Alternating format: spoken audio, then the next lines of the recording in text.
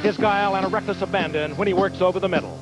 In tonight's game between the San Diego Chargers and Seattle Seahawks, two of the very best wide receivers in the game's history will be in action, and both could and should break long-standing NFL records. San Diego's Charlie Joyner is known as the Hands of Time, and if the 18-year veteran gains 19 yards tonight, he becomes the all-time yardage leader in the NFL. Joyner came out of Grambling to Houston in 1969. 3 years later, he was traded to Cincinnati and developed a reputation for toughness and durability that has grown into legend. When he joined quarterback Dan Fouts in San Diego, Joyner began to quietly rewrite NFL career receiving records, and tonight he can add one more line. For Seattle, Steve Largent needs only one catch to set the all-time mark for consecutive games with a reception at 128. Largent came to Seattle in 1976 and quickly became the Seahawks' top player. Not blessed with great size or speed, his hands and competitive attitude have put him in the top echelon of receivers. With quarterback Dave Craig, he gives the Seahawks a powerful passing threat. So it's a night for records and two high-powered offenses as Seattle hosts San Diego on ABC's Monday Night Football.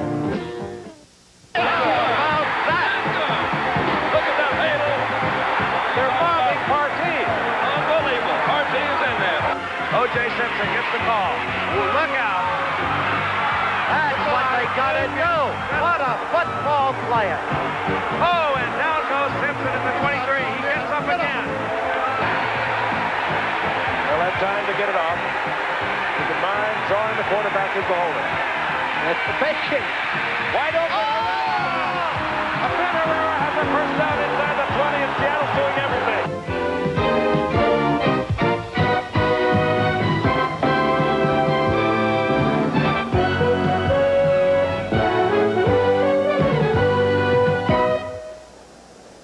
Live from the Kingdom in Seattle, Washington, tonight, before a sellout crowd, a key AFC Western Division game that matches the San Diego Chargers and the Seattle Seahawks.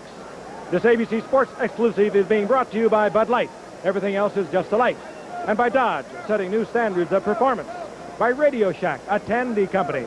And by Ryder Truck Rentals, Ryder, the right move.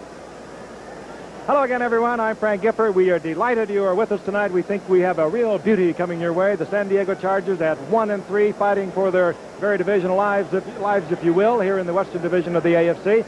Meanwhile, the Seattle Seahawks, they are 3-1, and they're playing like they were the team of 1984 when they were 12-4, even though they were 8-8 last year. But they know they have to stay up with the Denver Broncos. The Broncos at 5-0. They are undefeated in this very same division.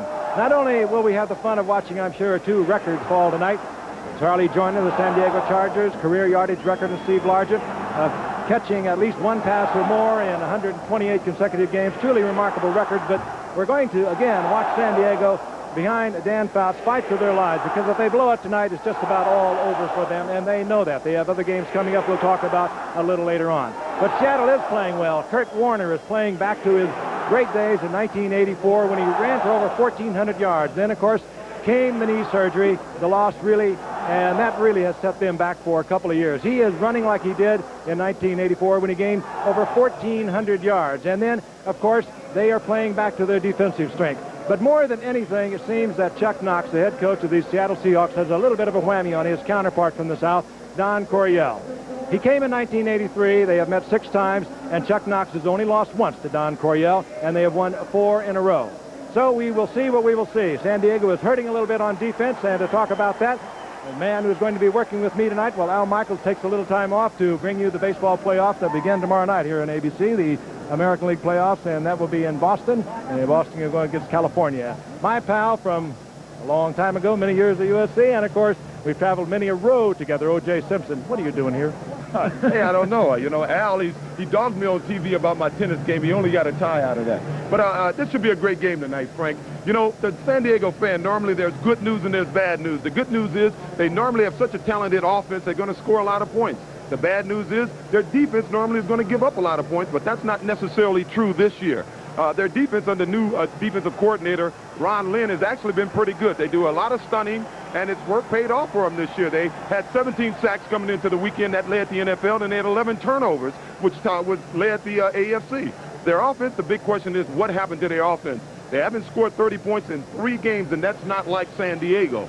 Their quarterback, 35-year-old Dan Fouts, will be the first to admit that he hasn't had the fastest start he's ever had. He's already thrown 11 interceptions, but the good news is he always has good games against this Seahawks team. He's thrown for 400 yards the last 4 times he's played them. Keep an eye on number 40, Gary Anderson. He may be the most talented player on the Chargers, and they'll try to get him one-on-one on a linebacker, and if they do that, it should be a lot of fun. What's wrong with the Chargers? Well, tonight maybe you and I together will try to figure that out. Should be a will of a football game. Ready to go, and Seattle will kick off. Again, a sellout crowd. They've been sold out. 82 of their 83 home appearances. Oddly enough, back in 83, they missed one. Very supportive crowd. They are Seahawk fans throughout the entire state of Washington. Norm Johnson hits it for Seattle, hangs it high.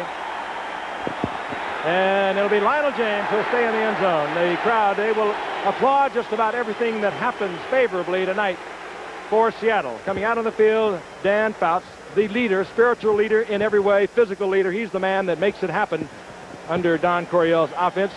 He has 11 interceptions coming into tonight. He's had them in the past 3 games. He is the leader in the NFL, as a matter of fact, in numbers of interceptions. But one tough cookie, Dan Fouts. As we look at the rest of the offensive unit, played most of the Raider game a week ago with a broken nose.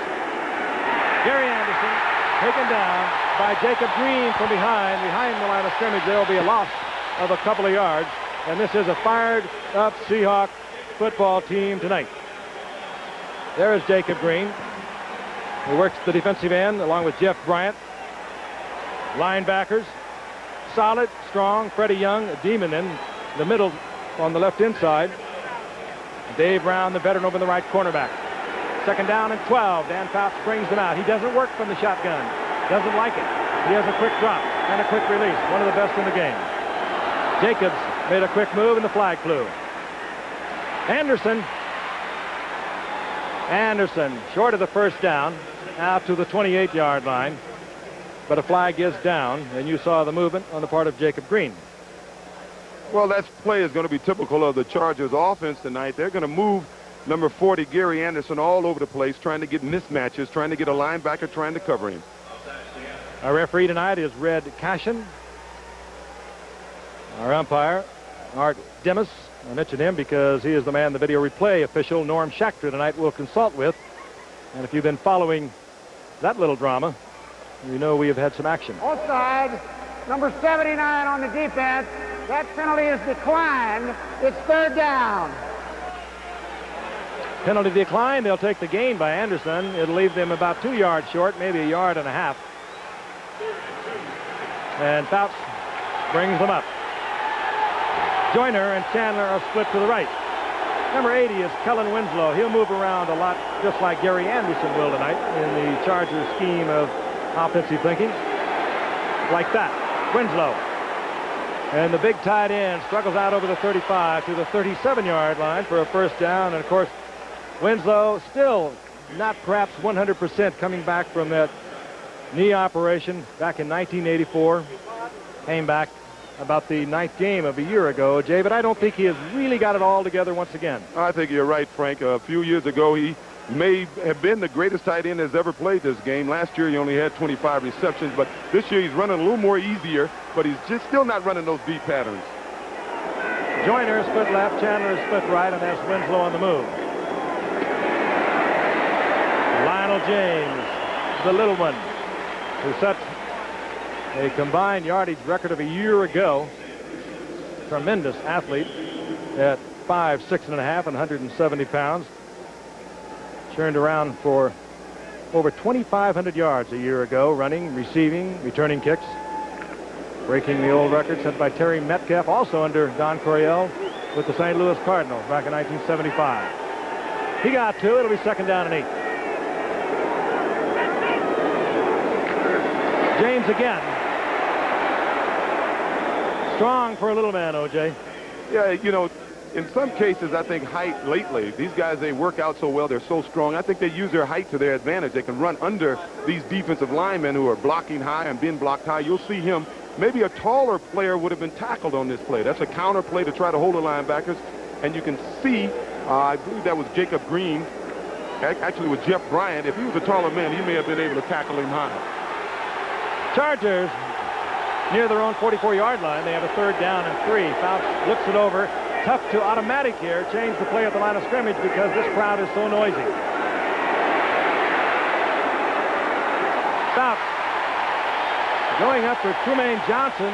Kind of a questionable call. I think he wanted to go underneath, but James out of the backfield was well covered, and he had to go to the deep out route. And, of course, a lesser percentage pass, and they'll have to kick. And that means that Bobby Joe Edmonds, rookie 5th-round draft pick out of Arkansas, puts a lot of new life into the Seattle return game, is back. Ralph Moshenko will handle the punting chores for San Diego.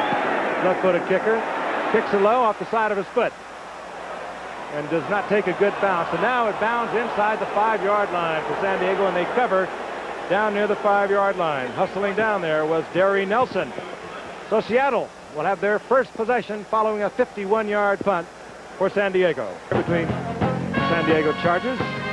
That, of course, refers to Steve Largent, looking for 128. He has 127, tied with Harold Carmichael, the old Philadelphia Eagle, who is here, by the way. And there he is, 6'8" receiver. Oddly enough, neither Largent or Carmichael known for their speed. Just the good moves, the good hands, the concentration. 1st and 10, Seattle. Dave Craig is the quarterback. Kurt Warner, John Williams, the 2 setbacks. John Williams, the rookie from Florida, standing out near the 9-yard line. Gain of 4. It'll be 2nd and 6 as we look at the lineup. Craig had a big game here a year ago when San Diego was in town. They looked like the Chargers as he threw for 5 touchdown passes in a 49-35 win. Kurt Warner, as I mentioned at the very outset of the show tonight, playing back to his rookie season when he gained over 1,400 yards. Craig looks over a 2nd down and 6.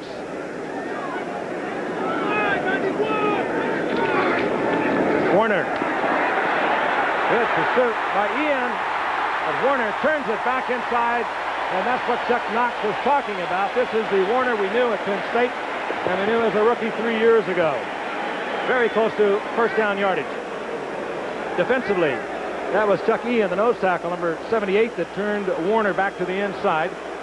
They're weak in their secondary. That's where they're hurting. As you can see, Fred Robinson has moved to outside linebacker from defensive end, and Billy Ray Smith will probably not play much tonight. He has been moved from inside to outside linebacker, but he is troubled with an ankle. Wayne Davis, number 20, will be the cornerback. I'm sure that will be the designated cornerback to pick on tonight. They burned him 3 times a year ago here. Warner. Nifty little move to get the 1st down out over the 15-yard line by Kurt Warner, but a flag is down. Well, you notice on those last 2 runs, you've seen the Kurt Warner that we became accustomed to before last year. Last year, he was more of a strength runner. He was a power runner. He had bone spurs on his ankles, and, of course, his knee wasn't all the way back. This year, he's feeling like a breakaway runner again, and that's good news for the Seahawks. Flag picked up. It was dropped by one of the officials, so it'll be 1st down and 10. Seattle near their own 17-yard line. Warner was leading the AFC after 4 games. Craig trying to get 128 for Steve Largent. It's incomplete. He was there in between the zone. He just was overthrown. Remarkable young man, Steve Largent, as Wayne Davis passes him on into the zone. This is where Craig wanted to put it to him, right there in between Wayne Davis and the free safety Gil Berg. He just had him and couldn't get it in there. Well, it certainly was no secret that they were playing zone. Last week, Wayne Davis, playing against Dokie Williams of the Raiders, was playing 15 yards off him. So when he's up on the line of scrimmage, you can be sure it's a zone defense. Largent right once again. Left is Darrell Turner, the speedster. The blitz. That is picked up.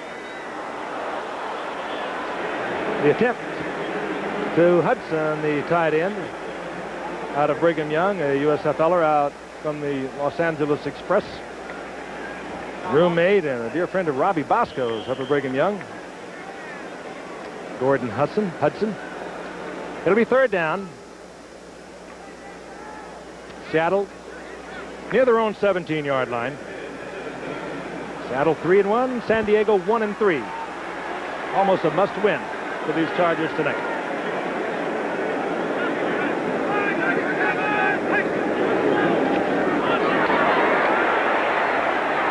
Sargent with a move to the outside, working against Kevin Wyatt in the nickel defense, and again Craig overthrowing, and I think they were just a little bit on the wrong page there. Well, a lot of it had to do with Leslie O'Neal, number 91, their number 1 draft choice of the San Diego Chargers. He had 3 sacks against the Raiders last week, and he's going to be a big, big star in this league. Craig just didn't have the time to wait for Largent on that pattern. Seattle's punting team comes on. That means Vince Camacho. In his first year out of Cal State Fullerton, there he is, a dangerous return man, Lionel James, standing at his own 40-yard line. Fine punt. Takes James all the way back to the 30-yard line. James works it back to the 42, where San Diego will have their second possession of the night. No score, and we have used just about 5 minutes here in the first quarter. His last winning season back in 1982. Prior to that, he had won 3 divisional titles with the San Diego Chargers. They have fallen on some hard times. Last year, they were 8-8. Perhaps an 8-8 record saving his job under new owner Alex Spanos. In 84, they were 7-9. In 83, they were 6-10. Set to go, 1st and 10. San Diego with the football at the 42-yard line. Bounce, as only he can do it. Fires it in. It's complete, and it goes to Wes Chandler. And Fouts came back and just hardly even looked, winged it to Chandler. Then this is how they work so well. The coverage provided by Dave Brown, number 22, and Eugene Robinson, as they tried to stay in the zone. Fouts was right there, put it right between it. And this is how they can run up so many points so quickly. But that offense has not been clicking over the past 3 games.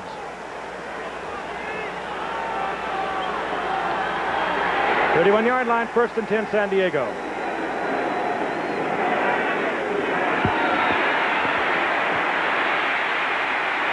Fouts with a lot of time, and he unloads to Buford McGee. Fouts not really all that nimble a foot back there, O.J., but he bought some time and found McGee. Well, this offensive line has been doing an excellent job for him last week against a fine Raider defense. They only had 1 sack against Fouts. What they do, San Diego has such a varied offense. When teams are preparing for them, they have to wait in the first quarter. They seem to wait to find out what their game plan is. So consequently, they play a basic zone defense. That's why the Chargers have been able to outscore teams 36-7 in the first quarter thus far this year. Fouts is 4 of 5 for 61 yards, and this is what Chuck Knox did not want to see happen early. Lionel James. Good move to get back close to the line of scrimmage and inside the 15-yard line before he's dropped by Bruce Schultz. Chuck Knox knew he had to get some kind of pressure on Fouts. That's hard to do because he has a quick release. He reads the blitz as well as anyone in this game. He has alternate receivers. That's exactly right. What they're going to try to do is get the pressure on Fouts up the middle. Fouts like to set up 5 steps back. So look for them to blitz their safeties as this game goes on. Career wins, including Buffalo, of course. That's Wes Chandler in front of Dave Brown. And yes, it is complete. Let's take a look at it again. Chandler with the fine move to the outside in front of Dave Brown. I'm surprised that, well, I'm not surprised that they're working on Dave Brown. He's had a tough time thus far this year. Stanley Morgan and Art Monk both had excellent games against him. That is a legal catch, a fine catch by Wes Chandler. That was just short of a marvelous catch by Chandler. He had it low. Fouts had it away from any possible interception. That was good coverage by Dave Brown. It was just a perfectly thrown ball and a great catch. The stack backfield, that's Winslow on the move. And they try to work over Dennis McKnight, the strong man on the right side. They hand off to Buford McGee, and he's kept out of the end zone. Good surge there defensively by Seattle. Well, they're running actually it's just a little dive trap right over the middle. It looks like it was there. Fine defense by the Seahawks. Second down, goal to go. Don Coryell got things moving offensively.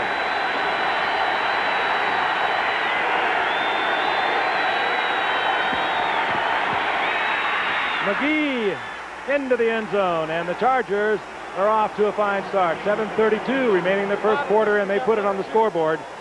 And Chuck Knox, pacing the sidelines, has got to know he could be in for a long night. Let's look at it again. McGee running behind Dennis McKnight over on the right side, and Gary Kowalski. Big opening. Slashes in, and the Chargers take the lead. Simply a power play. Follows his fullback. Nice block. The line held, kept no penetration. Easy into the end zone. Manushka has the conversion, and San Diego leads 7-0. Midway through the first quarter in a game the Chargers, I'm sure, feel they must win for any possible hopes in this Western Division of the AFC. And the Kingdom in Seattle, Washington. If you were not with us at the outset of tonight's telecast, we'll tell you again a couple of records on the line will probably fall here in the NFL. Talking about Charlie Joyner's looking for the career yardage record of Don Maynard, and of course Steve Largent looking for that 128th consecutive game in which he has caught at least one pass. Mojenko kicks off for San Diego and is bobbled at the 1-yard line. And covered in the end zone by Randall Morris. So it'll come out to the 20-yard line. Right now we'd like to welcome a new ABC affiliate, KSPR Springfield, Missouri, to the ABC network. ABC, recognized around the world as the leader in sports television. We are glad you are with us. Frank Gifford along with O.J. Simpson. Once again, Al Michaels in Boston, where the baseball playoffs will begin here on ABC tomorrow night. Boston going against California, and then the National League playoffs will begin on Wednesday night.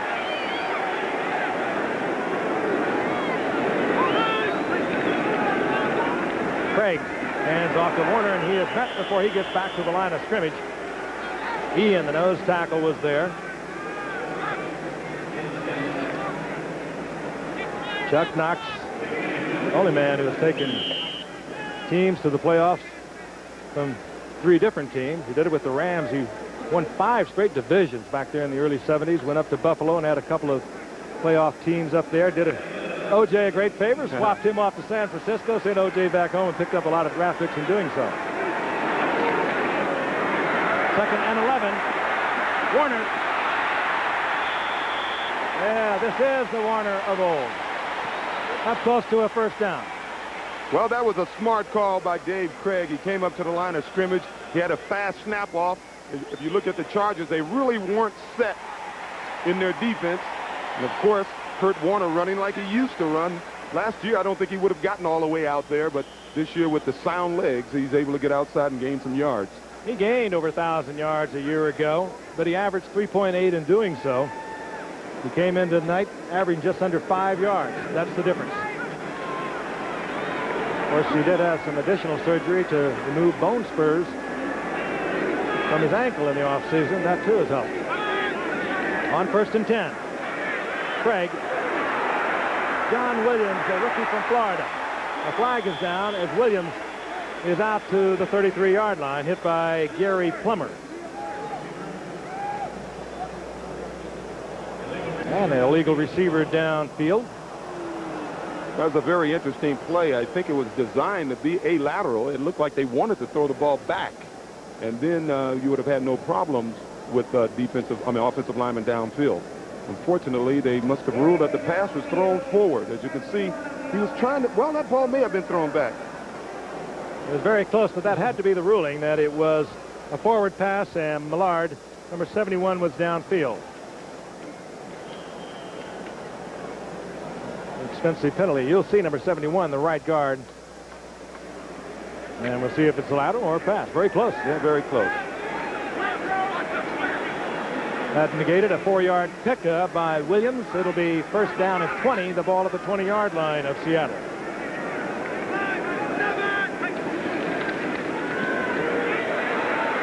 Craig looking for Largent and is picked off. Donald Brown, a rookie out of Maryland, and taken from behind by Byron Franklin, and Craig trying to get one into Largent, perhaps to get rid of that record. They have gone to him on 3 different occasions already. This one was picked off as it was poorly thrown. Once again, it's not all Dave Craig's fault. They've been talking about these young defensive ends by the San Diego Chargers, 99 Lee Williams, watching. Now, that's pretty tough to throw a pass on the money when a guy 6'5", 263 is coming down on you like that. And it was not close to the money either, and San Diego gets it back. They have a 1st and 10. They're near the 20-yard line of Seattle. They already lead 7-0. James. And James comes out of the pile, squirts a little to the left, and picks up 2 or 3 yards. Tough little man. He plays like a big man. He'll get 3 out of that. It'll be 2nd down and 7. Sort of unusual to watch the Chargers try to run up the middle when most teams that will play them will do most of their stunts up the middle. You would think there would be a little too much congestion in there to run successfully. I think you hit it right in the early going, O.J. A lot of times they don't even see him. 2nd and 8. James once again, this time inside the 15, near the 13-yard line. They'll bring up a 3rd down and 4. It's amazing to me how they can work this guy. I watched him last week on a pass reception get hit by Van McElroy from the Raiders. I didn't think this guy would play again the rest of the season, and he missed 1 play and he was back in the game. He bounces as good as any running back I have ever seen, certainly of that size. Seattle is thinking pass, and I'm sure the Chargers are also thinking pass in 3rd and 4. Fouts looks off one receiver. Tries to go back across field to Charlie Joyner, and he is covered well there. Curry Justin. And we'll see if the field goal unit come on. Well, Fouts had the time here. They made him move out of the pocket just a little bit. I don't think that's what threw him off. I don't think he was comfortable, just threw a high pass. Not the intended receiver. Fouts wanted to go to Chandler on the right side. He was well covered. He looked him off. We'll have a field goal attempt by Ralph Konerska, who is 5 for 5 this season. This one will come from 30 yards out. Hooks it and misses. From in close, San Diego. This is a 3-point golden opportunity. And a perfect season thus far for Konerska goes down the tubes. We'll look at it again. High snap from Dennis McKnight. Mojenko got it down, however, quickly, and Konerska just hooks it left. They have lost their fine veteran center, Blair Bush. He opened tonight after not having practiced all week with back spasms, and they have brought in Kani Kauai, a 5th-year man out of Hawaii, number 62. On 1st and 10, the ball goes to Warner. Tripped up at the line of scrimmage, but he sprawls up close to the 23-yard line. Ian from nose tackle, playing a fine football game tonight, roaming really from end to end. Kurt Warner, 5'11", 204-pounder. Like Gale Sayers a few years ago, who had reconstructive surgery on his knee back in the mid-60s. He came back, Warner did, last year and had a 1,000-yard season, but he was not what he was before, and he does appear to be fully recovered now. 2nd down and 7.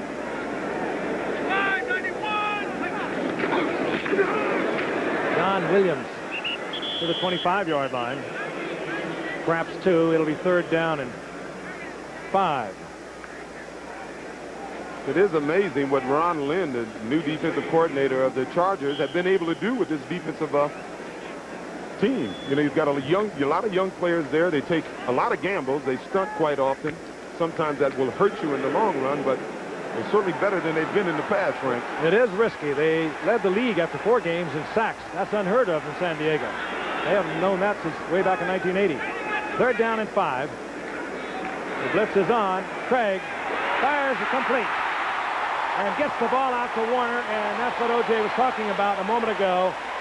When you live with the blitz, you often die by it. Warner beating Jeff Dale out of the backfield, and Craig was right there. Craig had been 0 for 4. This is his first completion. You see Warner is running a simple out pattern out of the backfield. Actually, I don't know if he was Jeff Dale's man. Jeff seems a little late getting out there. The first down is out to the 44-yard line.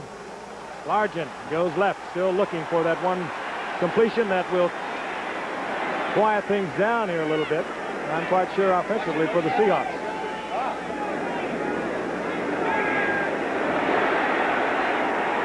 Craig fires complete over the middle and gets it to the tight end, Mike Tice. Big inviting target. Tice is 6'7", the former quarterback out of Maryland, and he is up close to midfield. Gain of 5. It'll be 2nd and 5. Dave Craig from Milton College, which no longer exists anymore. Came up as a free agent in 1980. Took over from Jim Zorn midseason in 1983. Pro Bowler 2 years ago in 1984. Mediocre year last year. 2nd and 5. Williams short of the first down into Charger territory near the 47-yard line. Hit there by Thomas Benson. O.J. Williams, good all-around back, more of a blocking back down in Florida. He's a blocking back. He's exactly what Chuck Knox has been looking for. Last year, they drafted a fullback #1, Owen Gill. He didn't do the job for him, so they let him go. This year, they went back to the draft. #1 again, John L. Williams, and he's giving them the blocking that they want, plus he can catch the ball coming out of the backfield. 3rd down and 1. Warner. Oh, good move back to the inside by Warner. And that got the first down. Got a good block from Williams and cut on it just about as quickly as you could imagine a cut could be made. Yeah, I agree with that, Frank. Once again, Kurt Warner, last year he may have been able to make that move, but it wouldn't have been as pretty as it was, as it is this year. Look at him. He wants to go outside. He sees immediately. Does a little hop inside. You see Walter Payton does that quite often.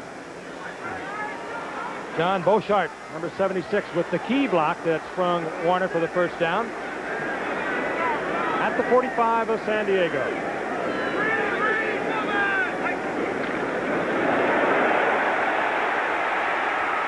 Again, looking for Largent. And again, Largent found himself right in the middle of the zone. Crowd, they want it just as badly, I'm sure, as do the Seattle Seahawks teammates for Largent. Let's look at him again.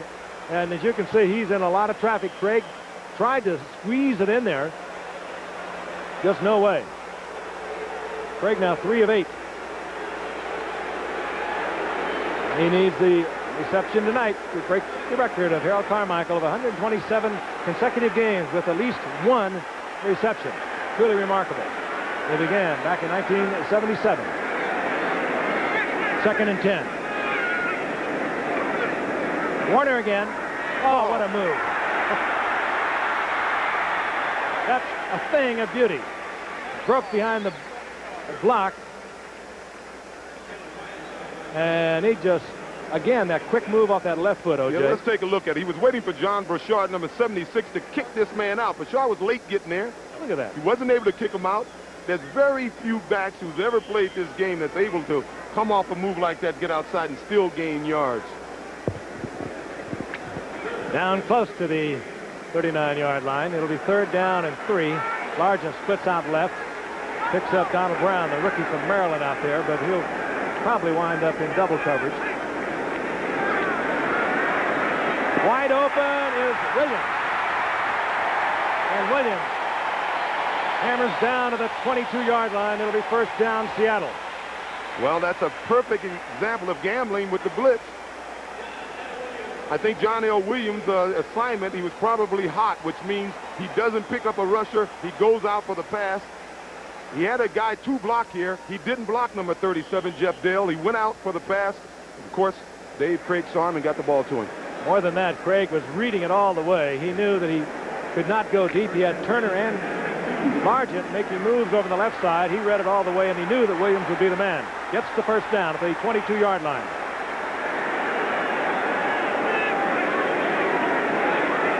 Craig looking for Turner, and Turner picked up and covered well. Ken Taylor, former Chicago Bear, recently picked up by San Diego when they lost Danny Walters with a torn Achilles tendon. You can see the coverage is fine by Taylor. And Craig just unloaded it. It'll be 2nd down and 10. Largent this time goes up to the top of your screen, split to the right. Darrell Turner is split to the left.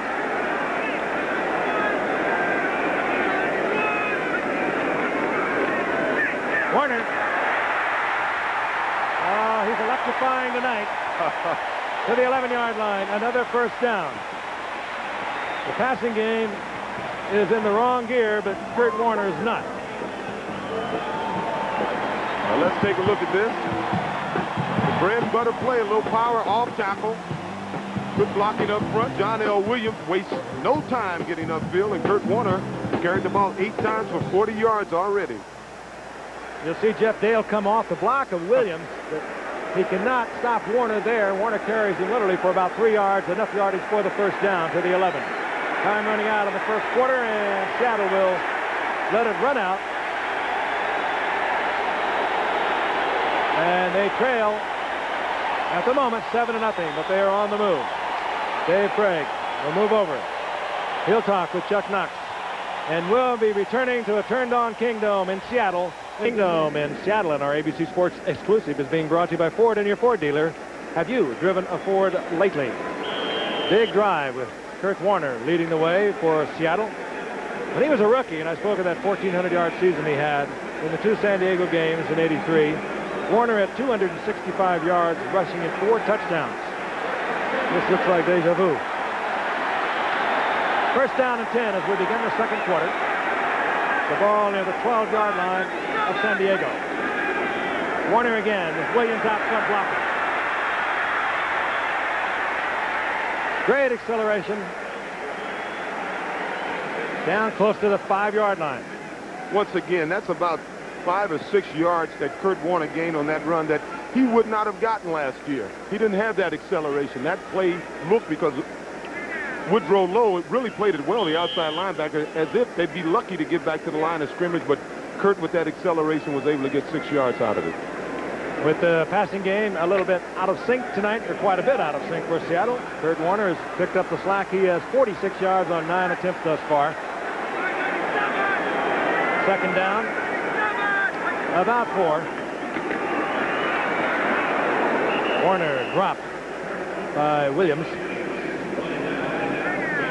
Speaking of that passing game of the Seahawks being out of sync, it shows you how important that field goal of Benerska's, that missed field goal, is, because San Diego's defense this year is designed to do a lot of stunning and put pressure on the quarterback. They've been able to do that and get as many sacks as they've gotten because of the fact that they've been ahead.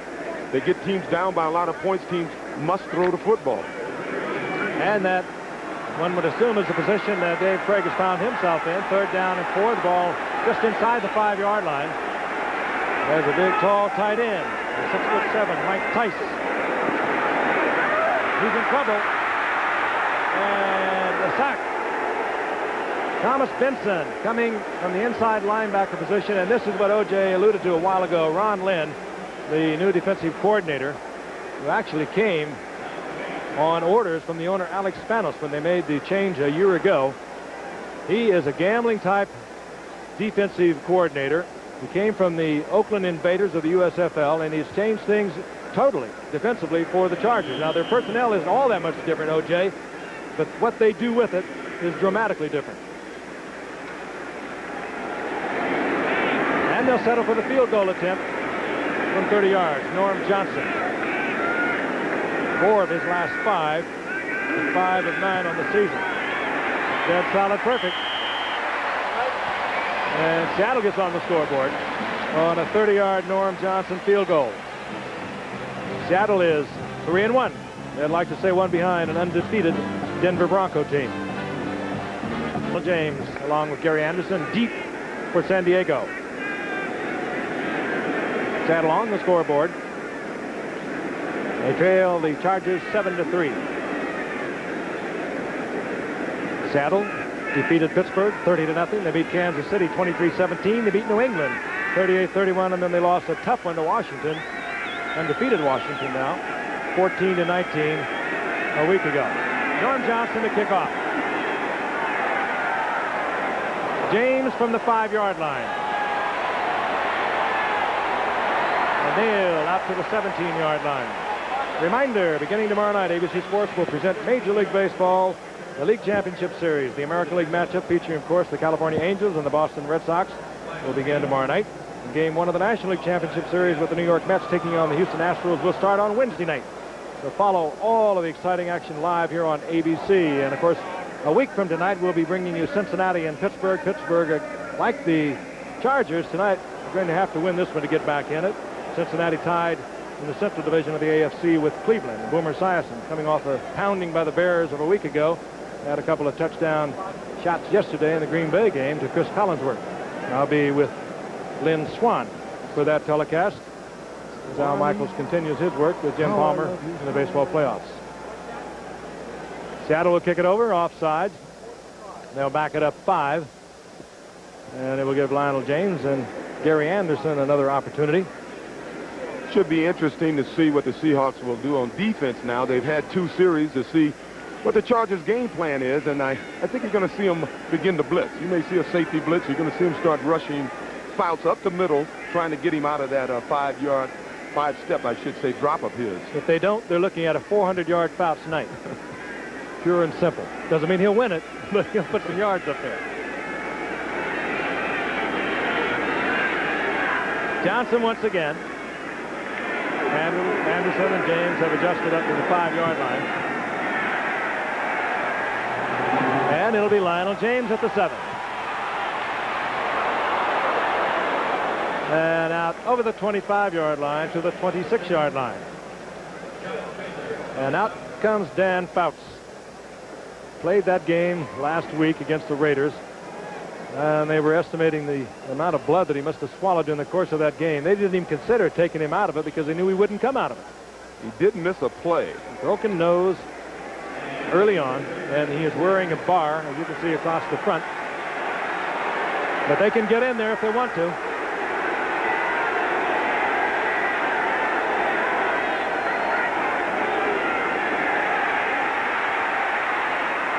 Whoa, kickoff and bobbled. Eugene Robinson was almost ready to get up and run with it, and he is stunned and appalled. The intended receiver was Wes Chandler, not even in the area. I think he was anticipating Chandler continuing his route across, and Chandler pulled up on him. Yeah, somewhat strange because there certainly wasn't any pressure on him. A lot of questions in San Diego as to what's wrong with their offense. It has the same people, if anything, a little better with Gary Anderson now integrated more thoroughly into the offense.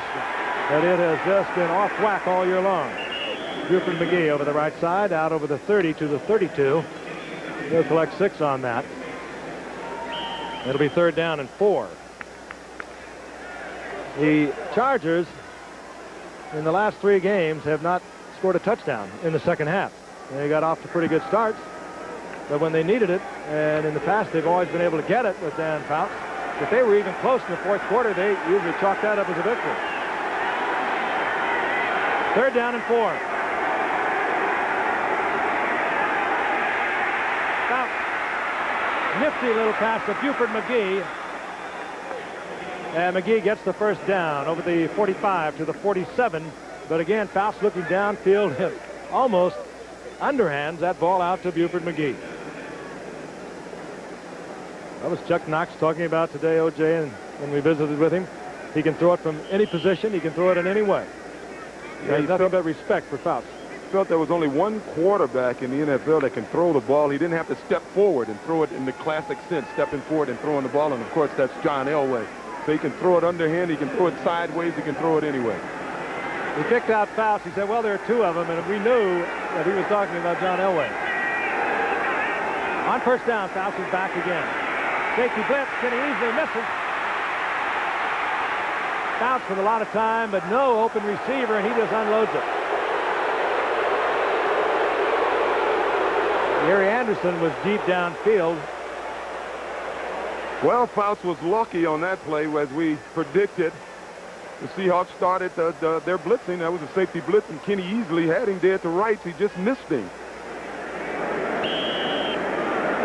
Fouts looks over to the sidelines where the plays are wig-wagged in called by Ernie Zampese, who was upstairs, the offensive coordinator, former USC tailback back in the 50s.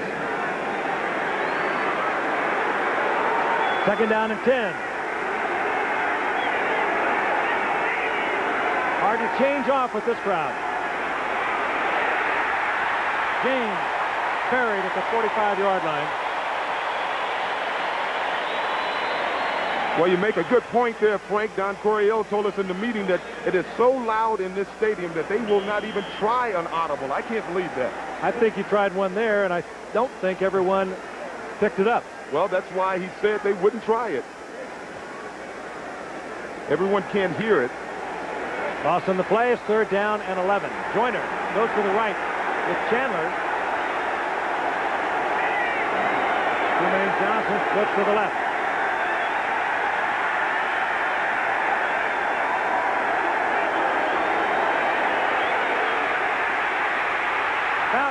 Had to unload to avoid the sack.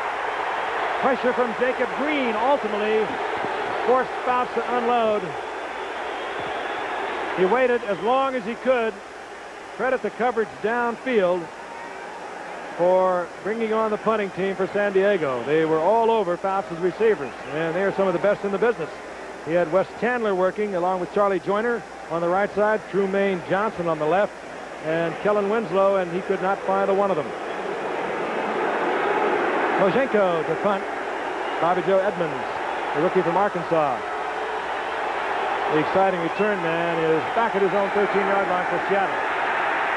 Mojenko, one hop, a bad snap.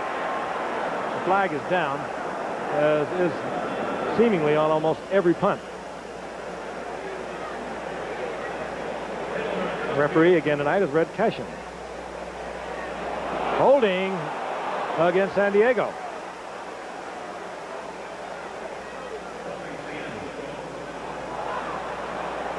Or rather, Seattle. Chuck Knox not going to be pleased with that. Now they are discussing when it happened, and we'll have the call.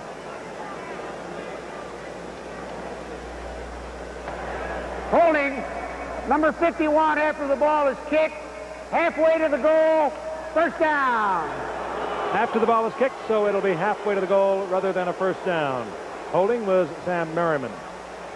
We here at ABC Sports are proud to announce that we have just reached an agreement with the New York Racing Association to televise the Belmont Stakes for 3 more years beginning in 1987. It's particularly significant because of the establishment of a new $5 million Triple Crown Challenge, a $5 million guaranteed purse for the owner of any horse which can sweep the 87 Kentucky Derby, the Preakness Stakes, and the Belmont. Part of the challenge involves a $1 million guaranteed bonus based on a point system for the horse with the best, most consistent finish through the Triple Crown Series. All of us feel the introduction of the bonus system will add an interesting dimension to our coverage of all 3 Triple Crown races in '87. We are proud of that. On first and 10, Warner had a good block once again by Williams. And a Charger is slow getting up. It was Jeff Dale, the strong safety, who came up to make the stop. And a flag is down, and they're going to bring it back. No, they do not. Again, a flag is down and picked up. But again, a fine block by Williams. You can't play rock'em, sock'em, Chuck Knox football unless you have a blocking fullback. And once again, 2 years in a row, they used their top draft choice to get a fullback. The first one, Owen Gill, didn't work out. They went back to the draft this year and got number 32, John L. Williams, and he's been doing the job. On second down and 3, and this time, John L. Williams is buried at the 15-yard line, right at the line of scrimmage.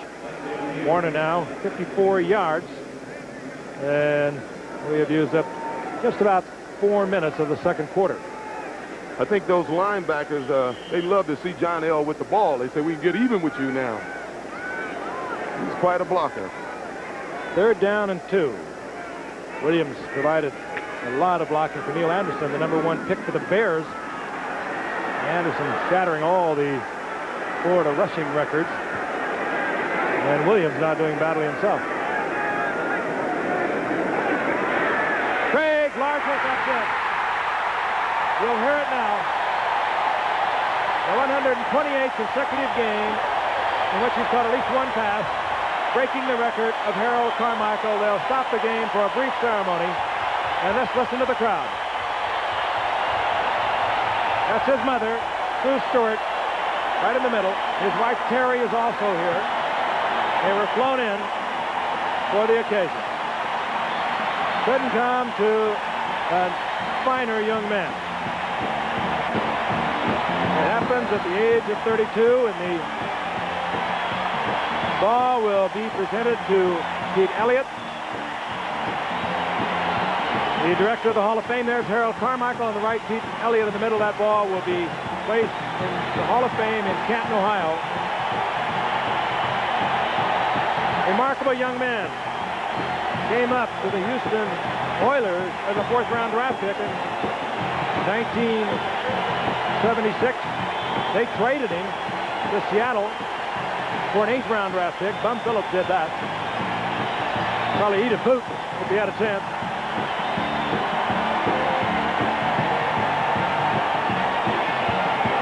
Steve Largent has caught at least 3 passes in 102 of those 128 games. Not big, not fast, just dedicated, and a very gifted athletic receiver. On first down. Craig looking for Turner, and Turner battling Wayne Davis all the way.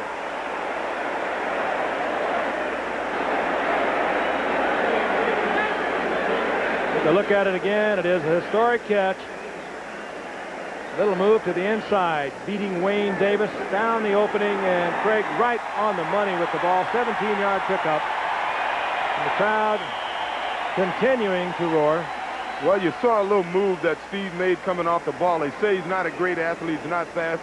I don't agree with that. He may not have the blazing speed, but he's a great athlete, and he has great lateral movement. That's how he was able to avoid the contact coming off the ball on that play. 2nd down and 10. Warner.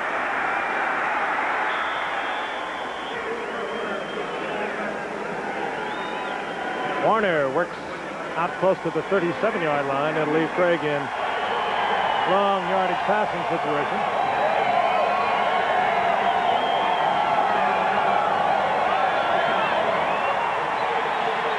Chuck Knox, and as O.J. touched on a moment ago, being able to play his kind of football is relatively conservative football, but he's not had a John L. Williams to block for a Kurt Warner, and he's not had a healthy Kurt Warner. He's got it all right now. 2 great outside receivers in Turner and Largent, and great running. 3rd down and 6. Craig. Ray Butler. And Butler has a Seattle first down out close to the 47-yard line. Butler, a former starter with the Indianapolis Colts. He was a free agent late last year. Was Baltimore's 4th pick back in 1980. Started for them several years. He's a good addition to Largent and Gerald Turner. They also picked up Byron Franklin recently from Buffalo. He had a couple of great years there. Warner on first down. Wow. You're watching something special. He is certainly feeling it tonight. That's the 2nd run I saw that the linemen got out clean, but they really didn't do much. They were looking for someone to block. You watch Kurt Warner. He's behind Byron Millard, number 71. He's not even waiting for him to make a block. That's what a great back is looking for. Some room to get upfield, not necessarily waiting for a lineman to throw a block. Does not look the same in slow motion either. You watch it at regular speed, and you just have to admire it. 2nd down and 1. The ball at San Diego's 44-yard line.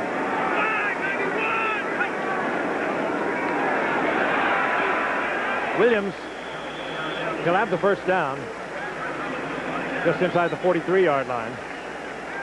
And that's something that John L. Williams will do for this offense. He'll keep Kurt Warner fresh. Kurt Warner can think about breaking the long run because he's not going to have to worry too much about the 3rd and 1 and 3rd and 2 situations. John L. is the type of back that can get those yards for him. So Kurt's mind is breaking the ball, breaking long runs every time he gets his hands on the ball. Chuck Knox did not have all these elements a year ago, had an 8-8 season. He's looking for much bigger things this year. I can assure you of that.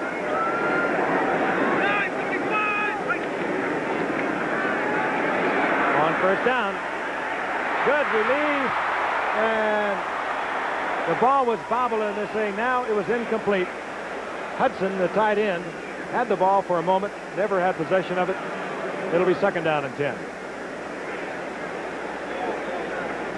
You look at it from the reverse angle. He was wide open, and Craig had it right there. Yeah, Craig may have put a little more touch on the ball. It was a nice throw, almost a beautiful catch. Of course, you're looking at a guy who is 6'7". Not too many guys would have gotten that close to the ball. 2nd down and 10, 42-yard line. Largent goes left. He'll work up at the top of your screen against Donald Brown, who comes up into the bump and run position.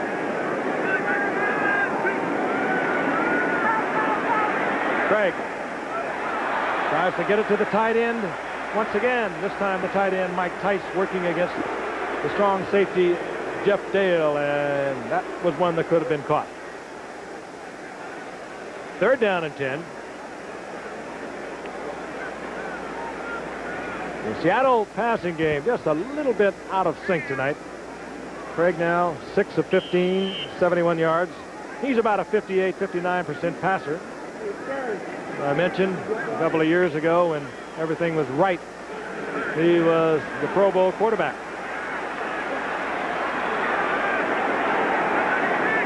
7:54 remaining in the first half. Flag is down. Usually that kind of flag will mean a holding call. Craig shuffles the ball to Warner, who gets down inside the 40-yard line, but it is indeed holding, and it will work against Seattle. Once again, I think it's against Mike Wilson, who's trying to block number 99, Lee Williams. He hasn't been doing a very good job of it tonight, at least on passing situations, and that may be one of the reasons Dave Craig is having a tough time throwing the ball. He may not have been sacked that many times, but this San Diego defense is applying a lot of pressure tonight. Decision time. They can bring up a fourth. Holding number 75 on the offense. That penalty is declined. It's 4th down. That was the decision. They could have backed Seattle into their own territory, but they'd rather get the football back. Let's take a look on the right side. Wilson is number 75. Number 99 is Lee Williams. He played at little Bethune-Cookman, where old buddy of mine, Larry Little, is the coach. And he's had quite a year. He came into this weekend with 5.5 sacks, and that led the NFL.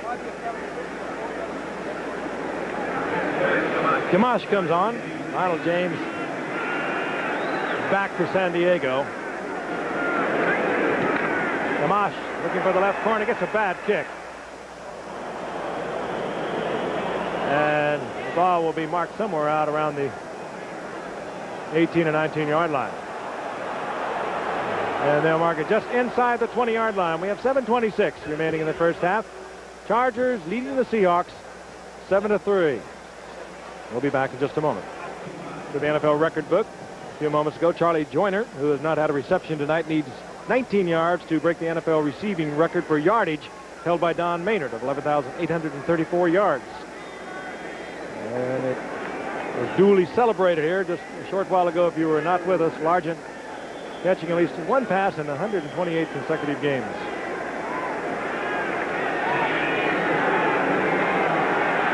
San Diego leading 7-3. Just past midway of the second quarter. 1st and 10. Fouts dumps it off to Gary Anderson after looking downfield and finding no deep receiver. And Anderson, with his talent, works it out over the 25, close to the 28 for about an 8-yard pickup.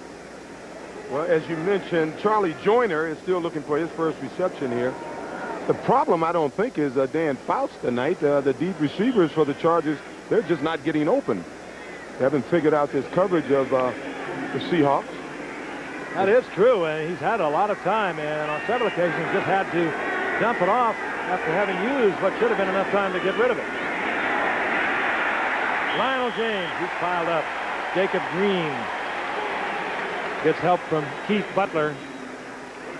Loses about a yard. It'll be 3rd down and 3. The offense for Seattle has been, of course, their great running back Kurt Warner. And the offense for the Chargers thus far, pretty much the arm of Dan Fouts. Chandler goes left. Joyner up to the top of your screen.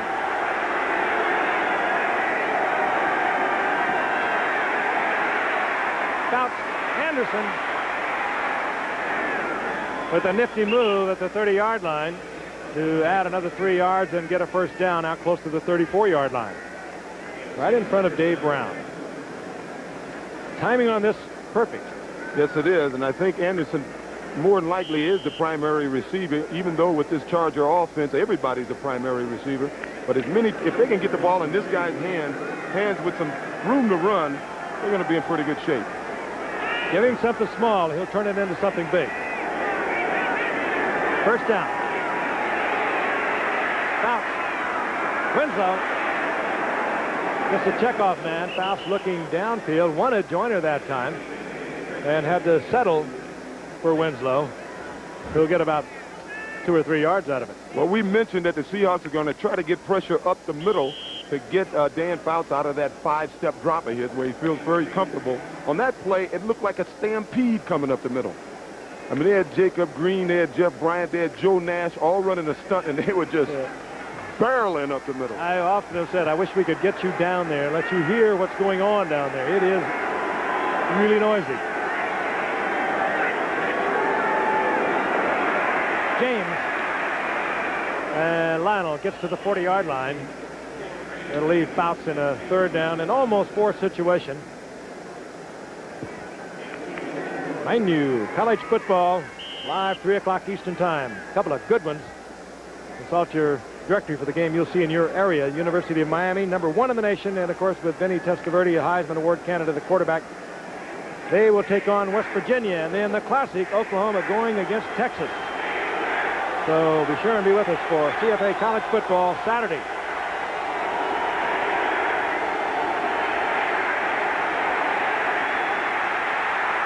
Again with a lot of time and gets the ball to Joyner, but he'll only get a couple of yards out of that and short of the first down. Again, he had the time, O.J., just could not get upfield to the receiver or receivers he wanted. Yeah, once again, for him to be effective, he has to be able to step into the pocket, and they collapse that pocket on him. He's able to step up a little bit, but not the way he wanted to. In any event, even if he would have stepped up and thrown to Charlie, they wouldn't have gotten the first down because Terry Taylor was all over him. 3-yard pickup. Bobby Joe Edmonds drops. Mojenko is on to punt for San Diego.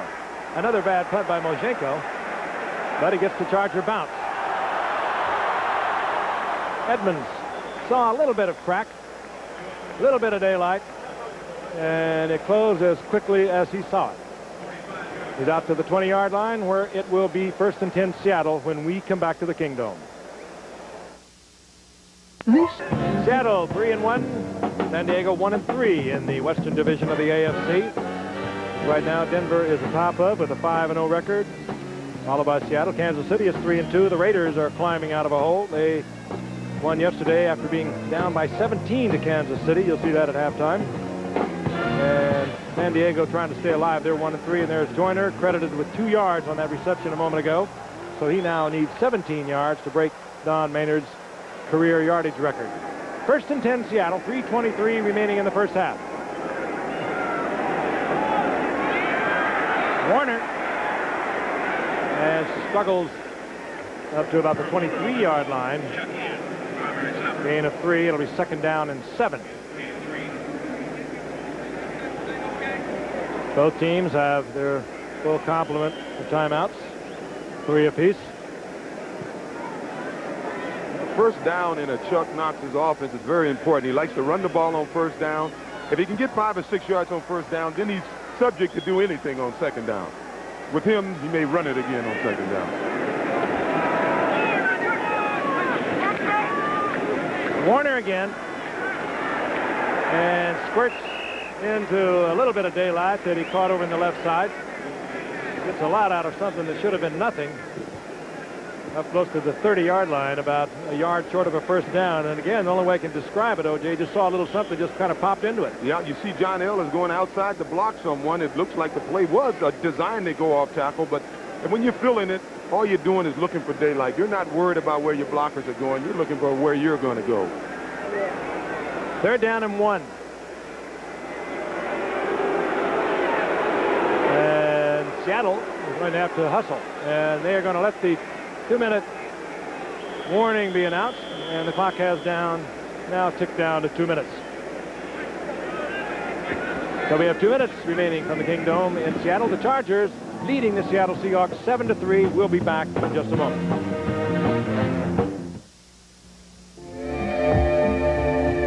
Minutes remaining in the first half from Seattle. The Chargers over the Seahawks 7-3 in a game in which San Diego has featured the arm of Dan Fouts, and the Seattle Seahawks had tried to feature the arm of quarterback Dave Craig, but had to settle for the running of Kurt Warner. 3rd down and 1. Williams bangs out over the 30-yard line. That's about where he needed to be for the first down. And they'll mark it well outside, so it will be first down Seattle. Seattle with 3 timeouts remaining. Well, it's certainly a different Charger team. In the past, if they held an opponent to 3 points in the first half, they'd be playing the second unit by now. 1st and 10, Seattle. Kurt Warner tries to cut back inside, and there is a violent collision. Thomas Benson, number 57, there for San Diego. Well, the fans are booing. They don't understand why Chuck Knox is not trying to score it. At least it doesn't appear as if he's trying to score. I think Chuck realizes that his team normally are great second-half teams. They're a physical football team. The Chargers thus far this year has not been too good in the second half. Seattle takes timeout. They'll have a 2nd down and 8 as Chuck Knox talks it over on the sidelines. Mentioned the highlights at halftime. They blew Minnesota away 23-0. Meanwhile, here in the Kingdome, live action, 2nd down and 8, Seattle at their own 33-yard line. Craig Largent, beautifully executed pattern by Largent, beating the zone. And with that reception, Largent, who's already set 1 record tonight, moves into 4th place on the NFL career yardage list. He has passed Lance Allworth at over 10,260 yards. At the zone, it does not seem to be too effective. Craig right in between the 2 defenders, in front of Dale, and just behind Davis. The first down inside the 40-yard line of San Diego. 1:12 remaining in the half.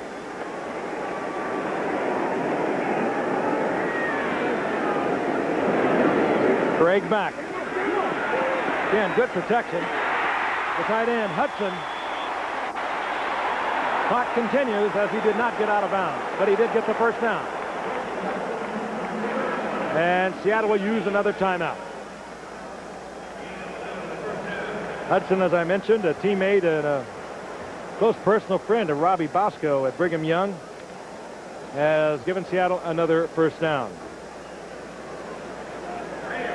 The Buffalo and the Jets, because of that, have reacquired their former longtime quarterback Richard Todd. Seattle first down and 10, 28-yard line at San Diego. Chargers leading 7-3, 1:03 remaining in the first half.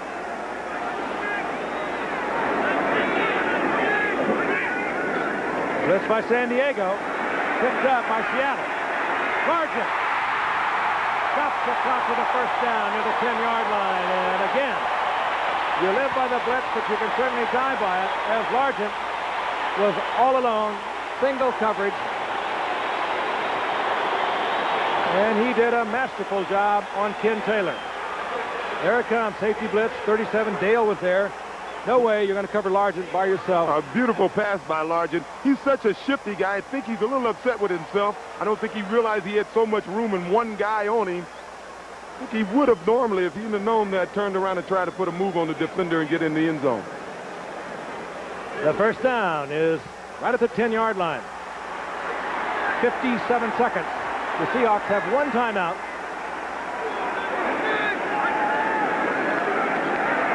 Craig fires one, tries to squeeze it in to Steve Largent, but Benson, the linebacker, got a hand on it.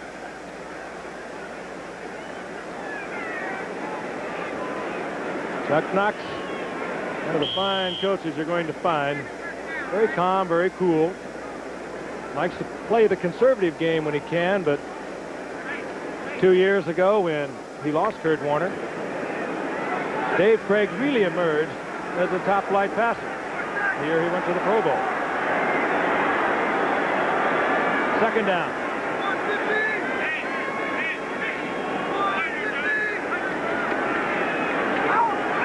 Tried to time one to Darrell Turner, and Turner wants the flag called against Ken Taylor, and now 2 flags are down.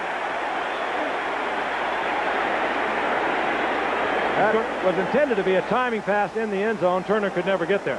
It's going to be an interesting call. I guess the ball was in the air, so it is pass interference, but the defender made contact before the ball was in the air, and it was within the 5 yards that he's allowed to.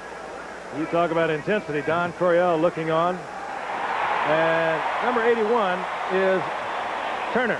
He's trying to get free from Ken Taylor right there. And Taylor was all over him. You could see where Craig had intended for Turner to be. So now it'll be first down goal to go with the ball at the 6-yard line. 50 seconds remaining in the first half.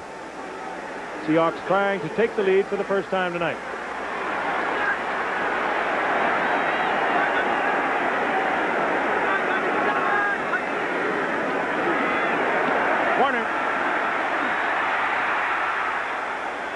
Oh, Jay, I think he had thoughts of taking it all the way back to the left, and then he had a second thought. Yes, he did. It looked like something was happening over there. If I was him at halftime, I'd go to number 71, Byron Millard, and I would say, Byron, even if you're going to miss a block, go after somebody right away so I can see what you're doing. Save the 1 timeout in case you need to get the kicker on the field.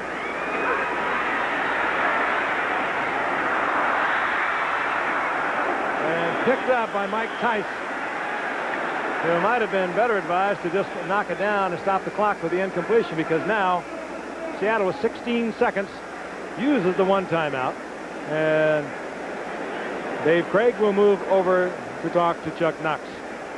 Well, let's give this Charger defense some credit. Last week against the Raiders, they held them out of the end zone 1st and 1, I believe it was, 1st and 1.5, and they held them out of the end zone. And this week, that was a pretty fine goal line stand we just witnessed. I think it's interesting defensively. They are ranked 28th against the pass. Of course, there are only 28 teams in the league. They are dead last, but they came into tonight. After 4 games, they had led the NFL in sacks. Now, that'll tell you how many times you got burned when you're trying to get to the quarterback. And they have been burned considerably. But they make things happen, and that's all this Charger team, in the past, that's all this Charger team would have needed.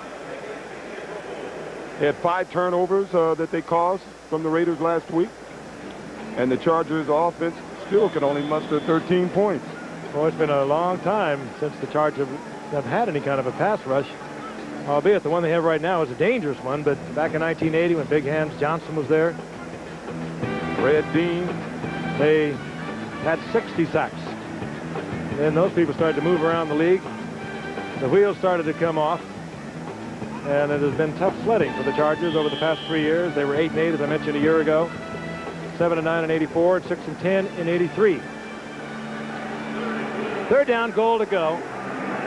Seahawks without timeouts, and of course, I'm sure that they're going to put the ball into the end zone.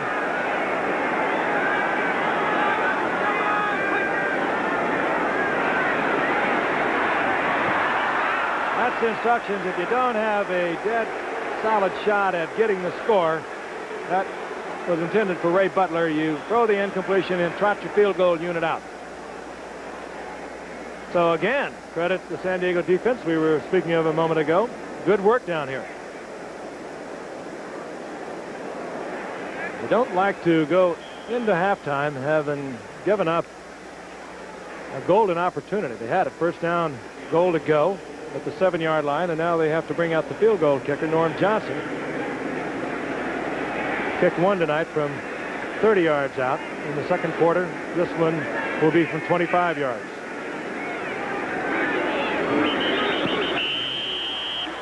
The 30-second clock, I think, had expired. And Ball start. Number 74 on the offense. Still 4th down. Kurt Singer, false start. They'll back him up 5 yards. They had also run off the 30-second clock.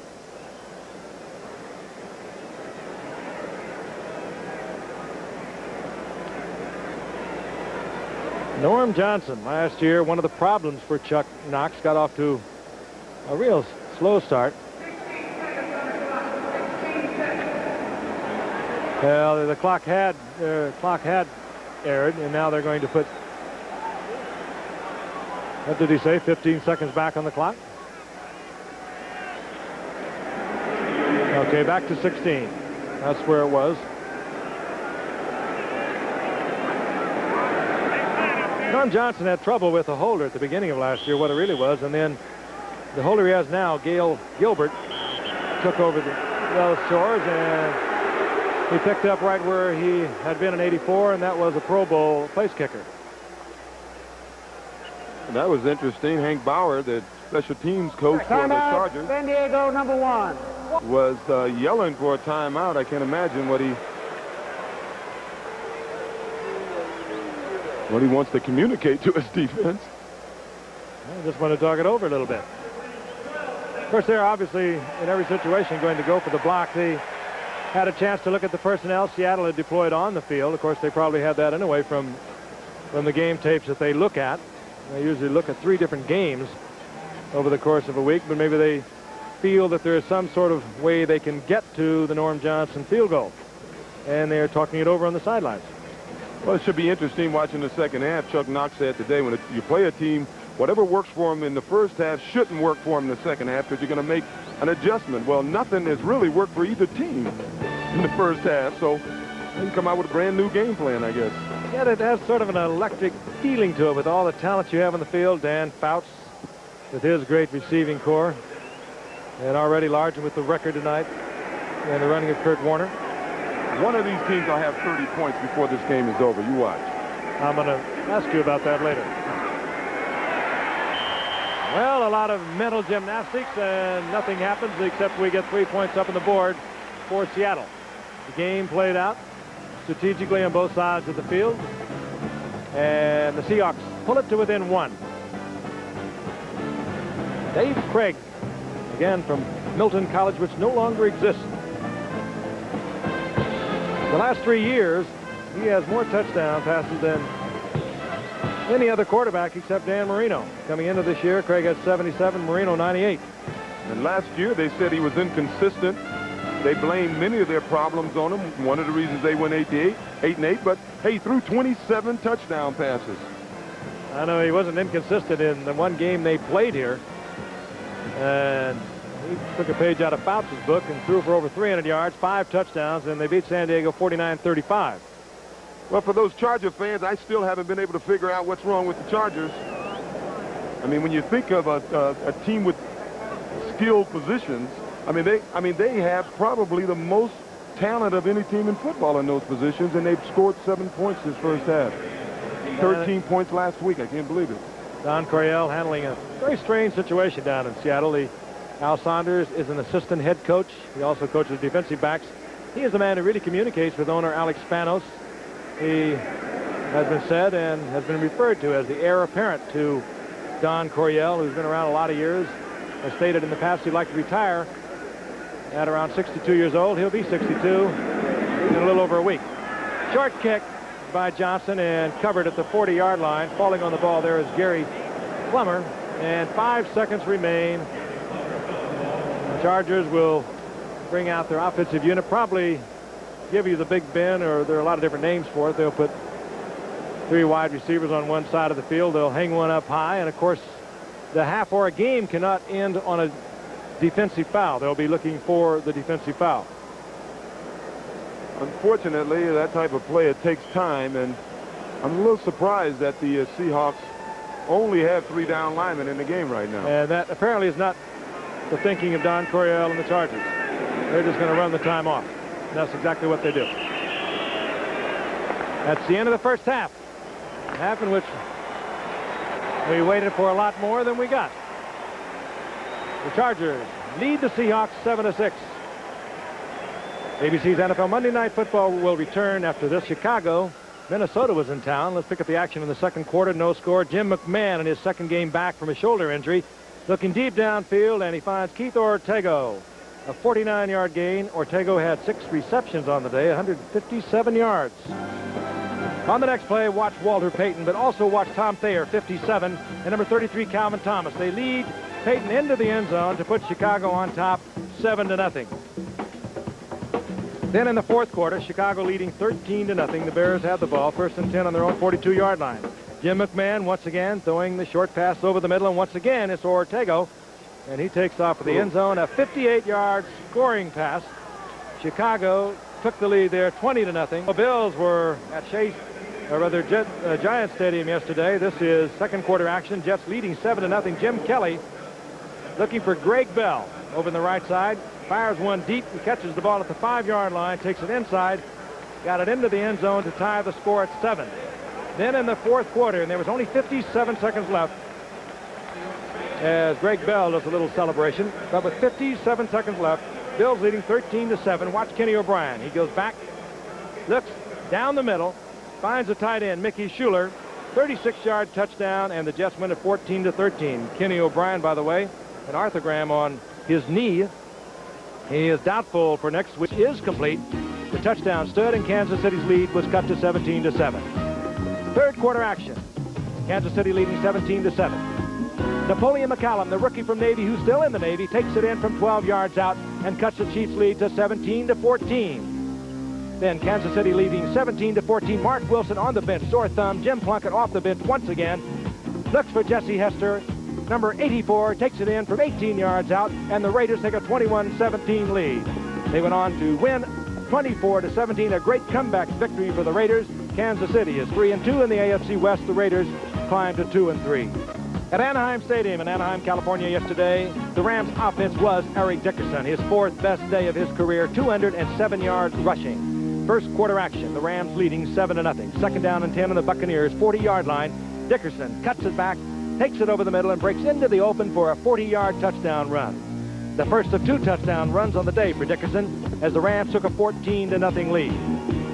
But then in the third quarter, the Rams leading 17-10. Buccaneers ball, 2nd and 1 on the Tampa Bay 41-yard line. Number 46, Nathan Wansley, a 5'10", 190-pound rookie from Ole Miss, finds an opening and bursts 59 yards for a touchdown to tie the score at 17. The score is tied at 20 after a 37-yard Tampa Bay field goal in the final seconds of regulation.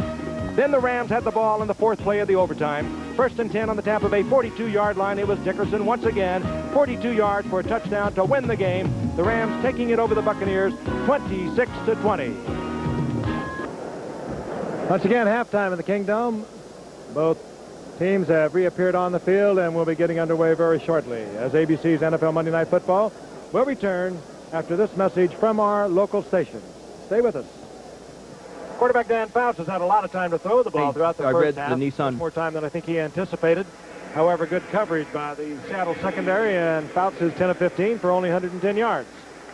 Meanwhile, Dave Craig, 11 of 22, 132 yards, 1 interception, and he was a little off, a little erratic in the early going as he tried to squeeze a pass into Steve Largent. Went to him 3 of his first 4 attempts, unsuccessfully, I might add, until he finally connected on a 17-yarder, but he seems to have come back to what we're used to watching Dave Craig accomplish. San Diego will be kicking off to the Seahawks once again. Seattle is 3-1 in the AFC Western Division, which is led by Denver at 5-0. San Diego is 1-3. San Diego has a golden opportunity this Sunday. They're home for Denver, and they could help their own cause considerably with a win tonight and then a win next week. Mojenko, the punter, will kick off. You're looking at Bobby Joe Edmonds, the rookie from Arkansas. Great punt return and kickoff return man at Arkansas over the years. Fine kick by Mojenko, has been struggling with his kickoffs in recent weeks. Edmonds out over the 20-yard line to the 22-yard line. And OJ, as I said as the half ended, you keep looking for more than we've gotten so far. I'm afraid we're going to get it, though, because Chuck Knox's teams tend to do well in the second half. I think they're going to come out here and feature Kurt a little bit to hold those linebackers, and they'll go back to doing exactly what they were doing at the end of the half, going those deep turn-ins and those deep comebacks once they hold those linebackers in there. The surprise there being the passing yardage for San Diego. Dan Faust, again, as I mentioned, a lot of time to throw the ball. Just good coverage on the part of Seattle. Kurt Warner picks up where he left off, exploding over the right side, getting a good block once again by Williams, and gets a first down out around the 34-yard line. Yes, it's plays like that and runs like that. Pitch out, designed to be a sweep, takes it out as far as he can. Corner comes up, turns up, and great blocking. Now, this is going to get the attention of the strong safety and those linebackers, and that's what's going to open up those deep turn-ins to the wide receivers. Warner gets the first down. Williams should be credited with the assist. Fine block on Wayne Davis, who came up to turn it in. And Williams, perhaps as a reward, gets a big opening on the outside for himself, and he is close to first down yardage. Good acceleration by Williams. He is just what the doctor ordered for Chuck Knox's offense. You know yourself, having played for him, O.J. You know what he likes. He likes to have that man out there blocking for his #1 running back. He's done it over the years with Lawrence McCutcheon, of course, Joe Cribbs back in Buffalo. People like Chuck Knox and Bum Phillips, they're gods to us running backs. You like to run it, and they like to watch you run. First and 10, 44-yard line for Seattle. They trail San Diego 7-6, early going of the third quarter. Flag is down. Craig looks downfield and comes back to John Williams, who gets to midfield, but again, a flag is down at the line of scrimmage. That's still an example of what John L. Williams can do for you. He's a crushing blocker, can run with the ball, and he can come out of the backfield and catch the ball for you. It'll work against San Diego.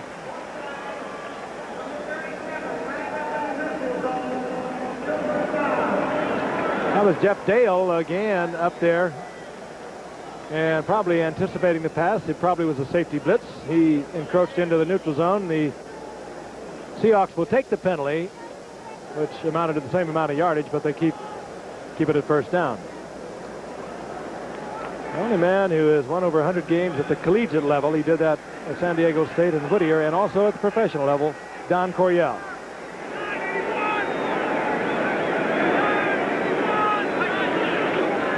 Warner again. Pecking, looking, twisting, turning, and Warner gets 9 before Plummer is there to make the stop.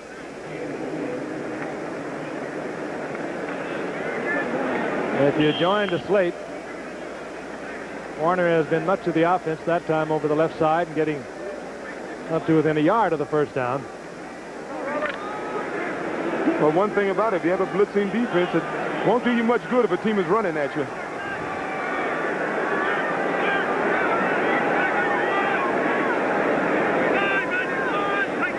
On second down, Williams, I think he thought he was going to run into a lot more traffic than he did over the right side. He wanted a lower shoulder, did not have to, as he eased it for the first down close to the 42-yard line. This could make for a very speedy football game. No. Of course,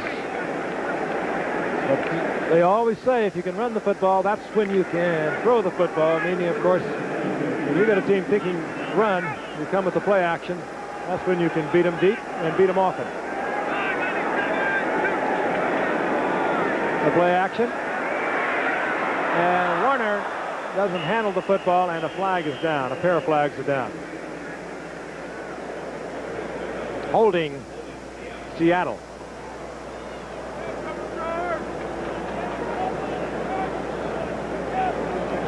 Darrell Turner was deep downfield,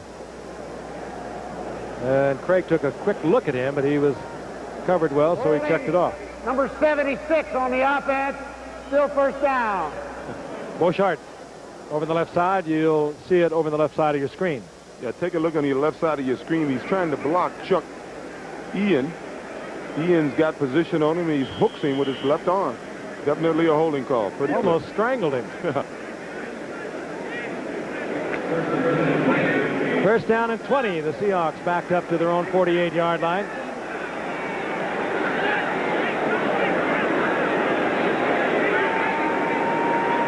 San Diego showing blitz initially. Now they're back out of it. Craig with a great shot. And beating the zone coverage, firing to Byron Franklin. Came from Buffalo last year in a trade. He had some big years, as I mentioned earlier, up in Buffalo. A speedster, but again, they don't blitz. And Craig, I think, thought they were, O.J. Yes, I think he called an audible, but it was a play-action pass. That holds the linebacker. You saw 53, Mike Douglas, who normally would have been a little deeper and maybe been able to deflect the pass. He was caught a little short. Completed pass. Franklin with a good deep threat against Brown. 2nd down and 3. Warner put the head down and tried to get to the 1st down marker, coming up just a little bit short. Kurt Warner, a big night here in the Kingdome. Came into tonight's game the leader in the AFC in rushing after the first 4 games. And he's done nothing really to hurt himself. He has 97 yards, and we are in the early going of the 3rd quarter. And that's right around 20 carries. That's just about his average. A back like Kurt Warner, breakaway back, should be averaging around 5 yards a carry, and that sort of shows that Kurt is all the way back. 3rd down, it's a long yard for the 1st.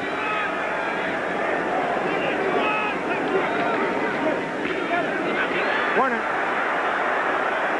And this time made the decision to go outside. Nothing happening as Wayne Davis came up from the cornerback position, and there's a loss back to the 36-yard line. Once again, credit the Charger defense. Got a lot of penetration on that play, and Kurt really had no choice. Could have stopped and gotten no gain or tried to get outside and gain some yards, and didn't work for him. Norm Johnson comes on. He will be attempting what should be close to a 50-yard field goal. It will be officially 49. He can reach it. His career best, 54 yards. And, of course, here in the Kingdome, unaffected by any problem from the elements. Yes. Seattle with the lead for the first time tonight on a 49-yard field goal.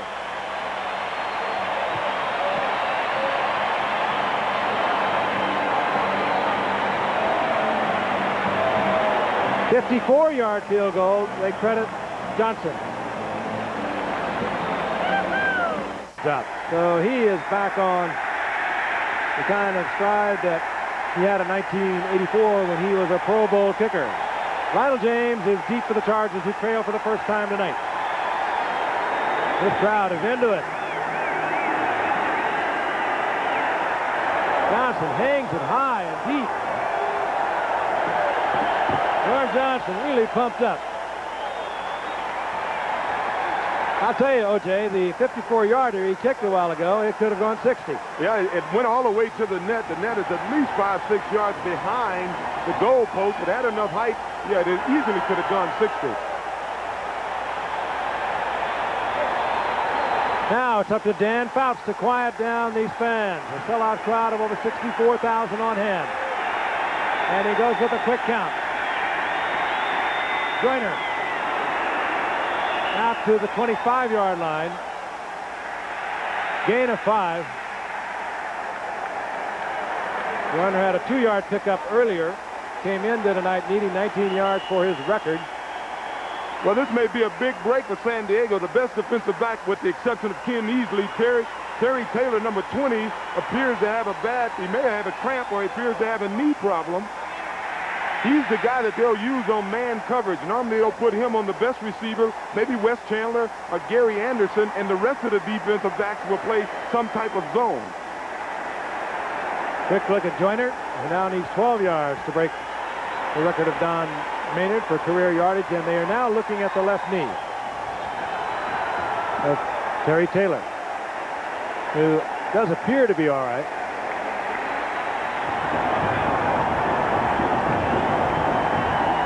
The way to the Kingdome. Now, this noise presents a major problem for the Chargers. We mentioned earlier the Chargers cannot call an audible, but in the Chargers passing game, all of their receivers have options anyway, so it really shouldn't affect them that much if it's a passing play. Terry Justin in for Terry Taylor. Second down and 4. Dan Fouts back looking.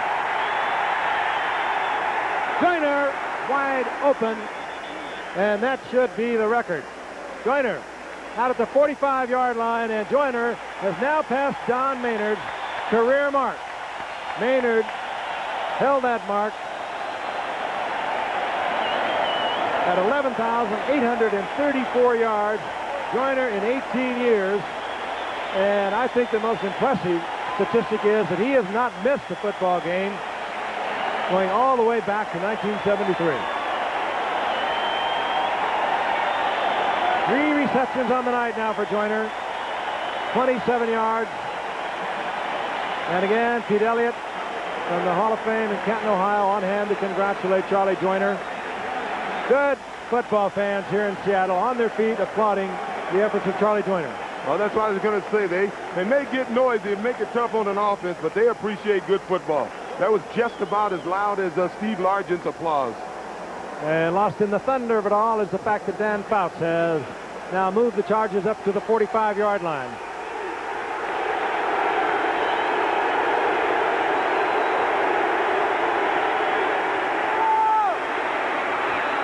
Chandler, the acrobat, no. He did not get both feet down inbounds. Let's look at it again. Well, like the controversial call in L.A. last week, he had plenty of room to get both feet down. I'm a little surprised that a receiver of Wes Chandler's abilities didn't get both feet in on that. Let's take a look at Joyner's record-breaking reception. Just the drive across the middle. Fouts looking at him all the way. And there it is as he surpasses the yardage record of Don Maynard. 2nd and 10. James, ball is loose, but had the whistle blown.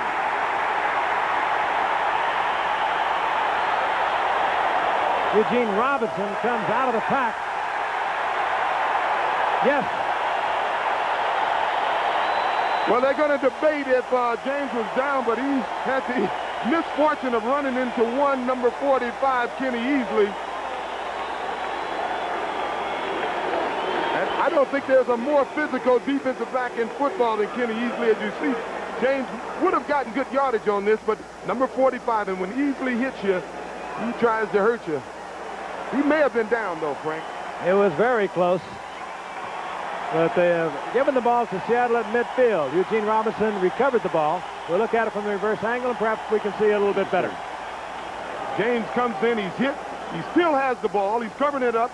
He's sitting. No, it came down before he went down. Good back Jeff Dale and picks up yardage down to about the 47-yard line. Give him 3. It'll be 2nd down and 7. Go back again, and you can understand why we like this reverse angle camera. You couldn't see it from the other side of the field, but you can hear it was a good call. Here's Easley taking James head on, and as O.J. mentioned, he is so physical. And the ball comes out right there before the knee had touched the ground. 2nd down and 7. Seattle now leading 9-7. And at San Diego's 47-yard line.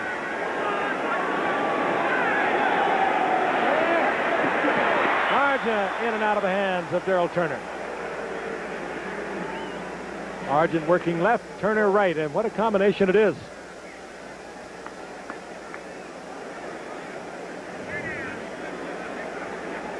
Steve Largent, as we mentioned earlier, on tonight has moved into 4th place. Charlie Joyner is up there on top of the heap in his 18th year, and Largent really is only about 1,600 yards back. He's 32 years old. Joyner will be 39 years old October the 14th.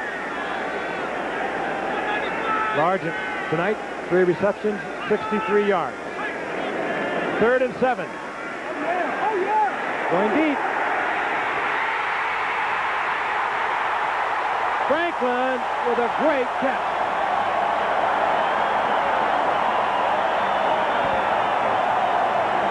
Wayne Davis, Vincey Glenn were both there.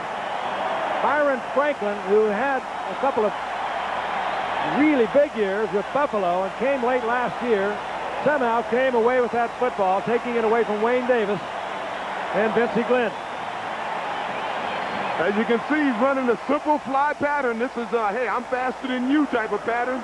He proved to be faster, and what's surprising is that he was able to hold on to the ball. 20 is Davis. Got a hand in there. Glenn had a hand in there, and a well-thrown ball by Dave Craig. Johnson for the conversion.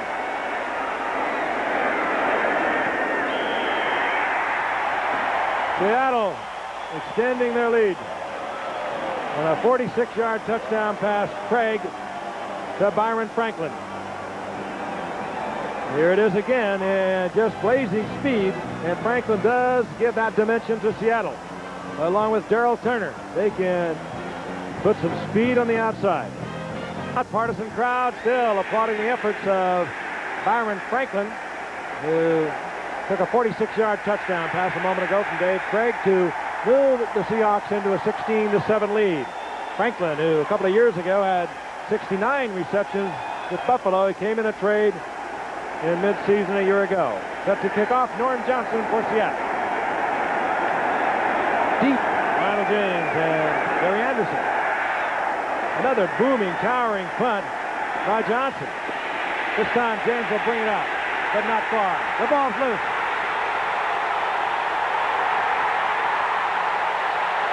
We don't need to tell you who has that one. Sam Merriman put the hit on James.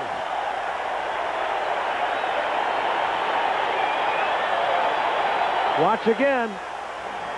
Let's take a look at it. Once you're looking at probably right now the best special teams in football. They've had 4 block kicks already this year that led to touchdowns. Patrick Hunter just stripped it, and Merriman put the pressure on James. Seattle have the ball near the 15-yard line of San Diego.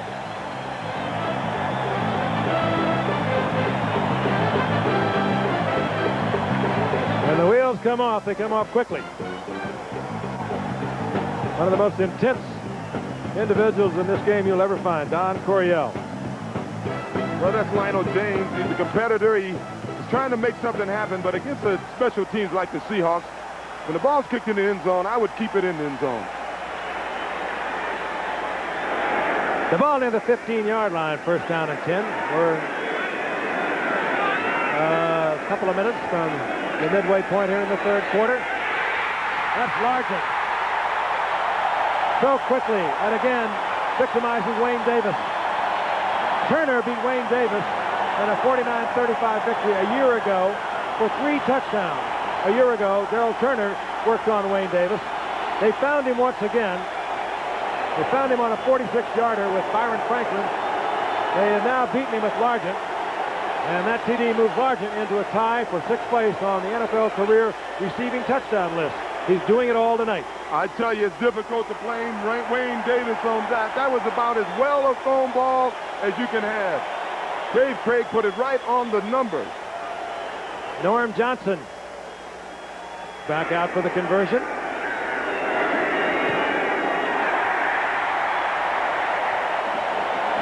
And the Seahawks have exploded. 8:51 remaining in the third quarter. They lead the Chargers 23-7. We'll be right back. Turnovers can kill you. And San Diego has turned it over 3 times tonight. They got out of a field goal, but 2 James fumbles have resulted in 2 quick Seattle touchdowns. 23-7, the Seahawks lead now over the Chargers. Yeah, but the problem for the Chargers is still the offense. The offense aren't doing anything. I mean, they've only ran 32 plays in this game. If you look at the Seahawks, they've run 55 plays. That's almost enough for a whole game. So you can't blame the Chargers defense at this point. Well, they have been consistent, the San Diego offense. So, Jay, I mentioned earlier, they've not scored a touchdown in the second half of their last 3 games, and they've been shut out in 2 of those games, and it has to be a little depressing going back out there. You're down 23-7. I can remember when that wouldn't bother the Chargers. They're just getting started down by 23-7, but something is just out of sync. The gears are not meshing with this offensive unit. The personnel is there. It's the same as it's been over the past few years, but nothing is happening. I came into this game thinking that maybe Dan Fouts was beginning to show his age at 35, but in watching this game, I don't think it's his fault at all. He has time, so the line is doing the job. He's throwing the ball. The receivers are just not getting open, and you saw that lackadaisical catch that Wes Chandler made where one foot was in and another foot was out, and he had plenty of room to get both feet down. So something's wrong with their receivers. Lionel James got to be thinking to himself, squeeze the football, Lionel. Norm Johnson set to kick off. We're going to exhaust him tonight.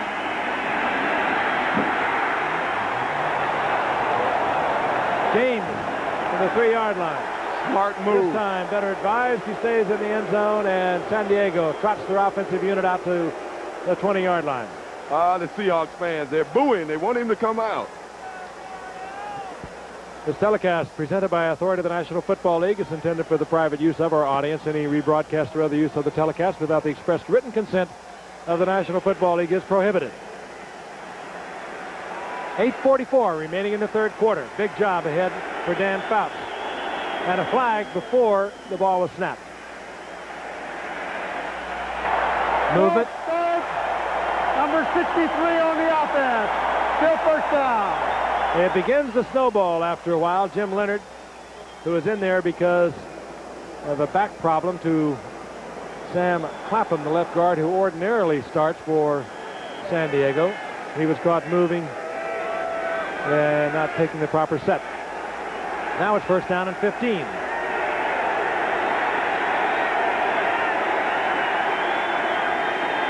The option. Houston McGee to Gary Anderson, and Anderson out over the 25-yard line, getting 10 yards on the pickup. More and more teams using that play. Gene Stallings of the St. Louis Cardinals has put that play in. It's just kind of a version of the old option. Yeah, it's a pretty inventive play. Normally it hasn't been run in the NFL because coaches don't want to risk their quarterback, so San Diego has done a little variation off it. They hand it to the fullback, and he's the option man. Anderson got 11 for the second down and 4. Fouts. This time he finds Chandler, and Chandler up close to midfield. They'll mark it inside the 47. First down, San Diego. Yeah, something has to give. You have this much talent on a football team, and you're getting embarrassed. Something's got to give. You see Wes Chandler does a good job of turning Dave Brown around. He takes the ball, gets upfield, and gets out of bounds. He took him right out of his sneaks. Good move by Chandler. Got some of the best moves of any receiver in the league. 9-year veteran, but still has the speed and the quickness. They do have talent. They just have not been in sync. On first down. Winslow loses the football. Covered downfield by Dave Brown. Now they're saying that Winslow never had it. I think juggling the ball all the way. He never did control the ball, ruled an incompletion. So the Chargers dodge another turnover. As you can see, they're going to check the replay on this. We'll look again. Kellen gets downfield, something he has not been doing too much this year. He never had it. He just about had control of it. Pretty difficult to tell on that. Look at it again, reverse angle. I don't think you'll see it any better. Maybe not as well. Looks like right at the end he might have got control of it, but again, you see it in slow motion, and it's really hard to determine. Again, our video replay official tonight, Norm Schachter, the umpire, Art Demas, is in communication with him, and that's what we're doing right now. But the fact of the matter is, Kellen was open, the ball was there. He should have caught the ball cleanly to begin with. This has been what has been happening to San Diego over the past 3 games. I mentioned they have not scored a touchdown in their second half of the last 3 games. We'll show you our best video replay. That's from the end zone. Winslow. Did he have possession right there? It's hard to say. Well, he certainly took his eye off the ball. You can see he was looking at Eugene Robinson as the ball hit his hand. We got a new thing in pro football. The crowd is chanting replay, replay, replay. Question isn't indisputable. That, of course, is always the buzzword when we get into video replays. And they're going to bring this one back. Based on review by the replay official, the play stands. Take it down. That was the video replay official, Norm Schachter, making that decision. It's 2nd down and 10. San Diego at their own 47-yard line. 7:47 remaining in the 3rd quarter. Seahawks leading the Chargers 23-7.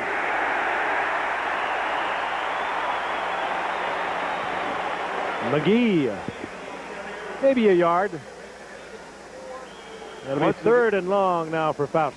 Once again, Frank, it's somewhat surprising that the Chargers, when they do run the ball, they try to run it up the middle, because the book on the Chargers, if you're going to put pressure on Fouts and you're going to play the pass, play him tight up the middle. Play him crowd that middle, so if you run anyway, you would think they'd run off tackle on outside. The replay confirming what they said was the right call. And they did it rather quickly. 3rd and 9. Anderson. Inside the 40-yard line of Seattle. 1st down, San Diego. What a gifted athlete this is. Had 2,000-yard seasons at Tampa Bay in the USFL. 1985 season, he had 1,200 yards rushing, and he had 72 receptions. I tell you what, he's been bothered by a hip pointer. He only played about 5 plays against the Raiders last week, but this guy here is about the closest thing to Lenny Moore that I've seen since number 24 hung him up. He is electric. Great speed, great athletic ability. Anderson again. Look at this. Good move back to the inside on another 1st down for Anderson inside the 20. It's interesting. He's not as electric as Kurt Warner. He's smooth, but the results are the same. These are the Chargers we've grown accustomed to. A little simple swing pass, just getting the ball with some open field. Now, you ain't going to see that violent cut that you'll see Kurt Warner make. But the guy has speed. You really can't tell because he's so smooth. He almost broke it all the way on that. He can leave you guessing and spinning. San Diego with the 1st down just inside the 20-yard line of Seattle. Fouts looking for a quick one. And Chandler colliding with Dave Brown. A flag is down. In my opinion, that should be an offensive penalty. It looked to me as if Chandler ran into Brown. That could well be it. Chandler tried to make it look like he was going to the ball, but he's going to get the call. And if Chandler would have stayed with his route, I think he had a chance to catch that ball. Dave Brown positioned himself well and really forced his call. Number 22, he's been around 12 years. Good position. No question about it. Chandler took it right into him. Then tried to make it look good. Yeah, Chandler would have stayed up. That's a miscommunication again between the receiver and Fouts. If he'd have stayed up, he'd had a chance on that ball. Decision being offered now to the Seahawks. Dave Brown, the defensive captain, up there conferring with Red Cashin, the referee.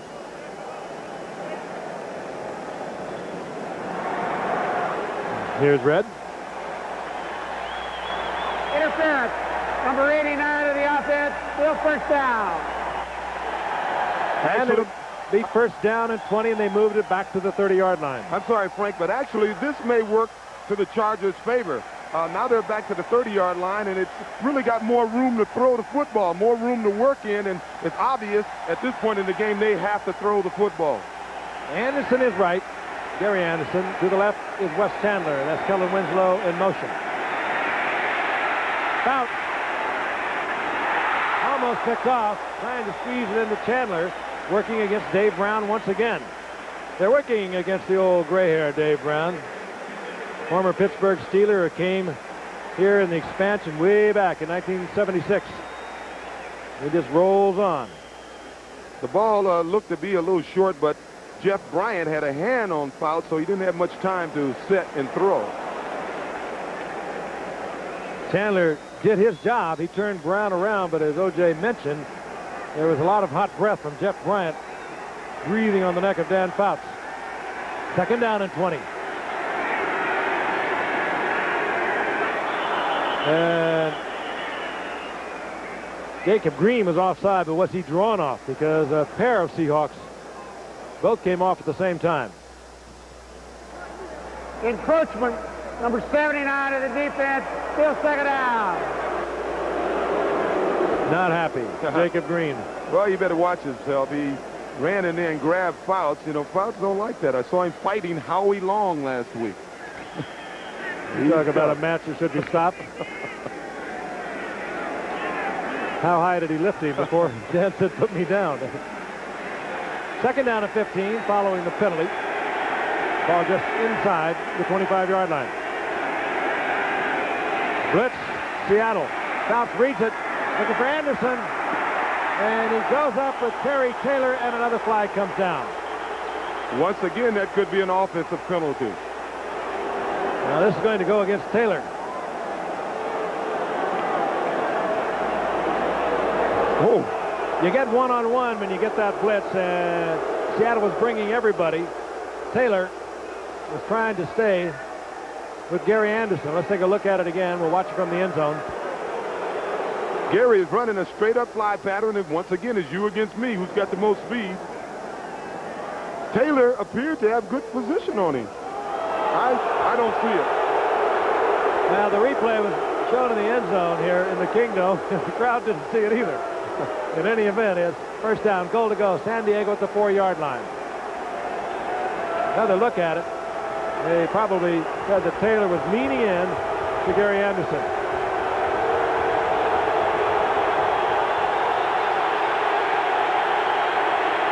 Bounce back again, and in trouble. Squeezes one in to Lionel James, who was hit at the 1-yard line by Eugene Robinson. A good blow. Kept James out of the end zone. Well, if there was any doubt about Fouts still being effective, that disproved it. I mean, that guy there on that pass, he threw it backing up, sidearm, right on the money. He had no right to complete that ball. And Fouts. As the Chargers on the move, second down, goal to go at the 1-yard line. That's the time remaining in the third quarter, and the Chargers lead this one. Griffin McGee. And I don't think they're going to give that to him. They're not. Market inside the 1. McGee is really exercised.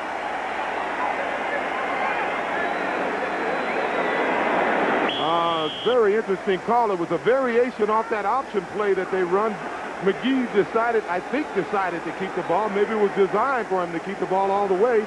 Appeared from here as if he got in, but let's see if his knee goes down. You see him, he's number 21. But did anyone knock him down? It's hard to tell. This is getting serious for San Diego. Quick count. McGee will not get in this time. He loses yardage. Kenny Easley, one of the harder hitting defensive backs in this league, along with Keith Butler, were there defensively for Seattle, and now it's down 23-7. There's no question what you do on fourth down. Well, I'm surprised number 40, Gary Anderson, is going out of the game. We saw him go airborne in a game earlier this year. I'd put him in the eye, play him like the Raiders play Marcus Allen, and see if he can go over the top. But he's not on the field. Winslow is in the backfield. That's Winslow on the move. The option, McGee. James is on the outside. Mishandled, and Seattle will take over. Tough call down there.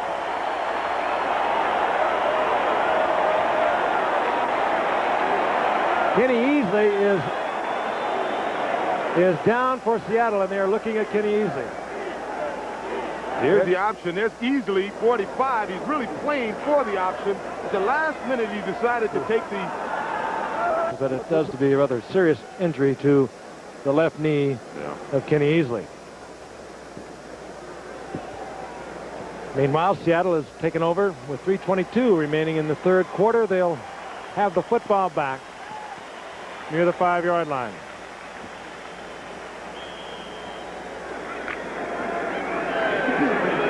Chuck Knox looking to go 4-1 against San Diego tonight. to stay within one game of the undefeated Denver Broncos in the AFC West.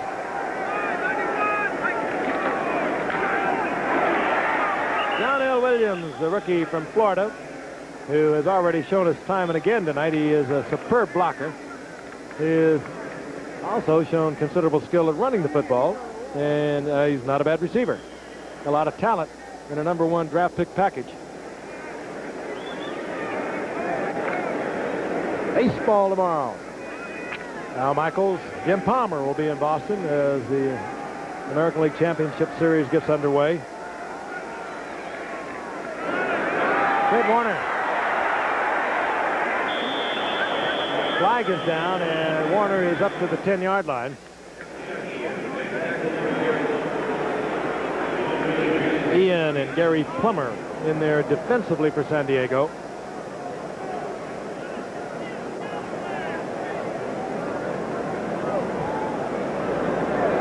San Diego was able to move the football, and they got it in close. They had a first down goal to go, but they just could not get it in.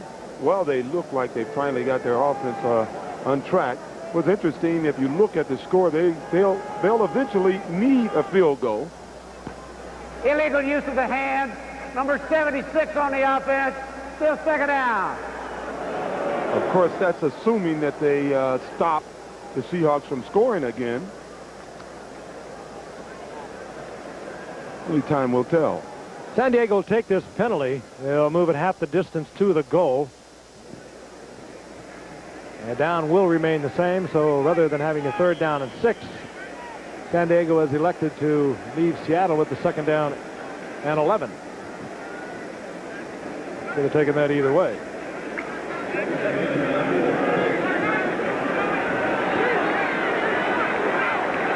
Second and 11. Dave Craig looking it over. 23-7. They should be fairly conservative down here. Throw something underneath, and that's what they do. And Williams turns a little one into a big one and gets the first down. He has given the Seattle offense quite a spark. 3rd all-time rusher at the University of Florida, and he was primarily considered a blocker down there. San Diego has not defeated Seattle since October 9th, 1983. I alluded to that at the top. They have lost the last 4 straight. They have only defeated Chuck Knox once since he arrived here in 1983. 1st and 10. Seattle at their own 18-yard line. Warner works hard and works well out over the 25 near the 27-yard line. I'm telling you, Kurt has the feeling tonight because he's running where he sees daylight. He's not waiting for his linemen at all. And some of the guys up front are doing a good job, but there's 1 or 2 guys that's not really doing anything. That's why it's surprising that Kurt has been able to get these positive yards. 106 of them to be exact for Kurt Warner. His 3rd game this year over 100 yards. He is definitely back. 2nd down and 1.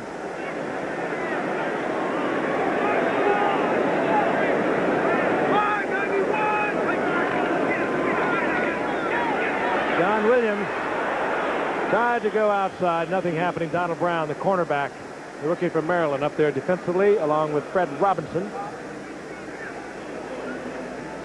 There's a loss back close to the 25-yard line. It'll be 3rd down. Call it a long 2.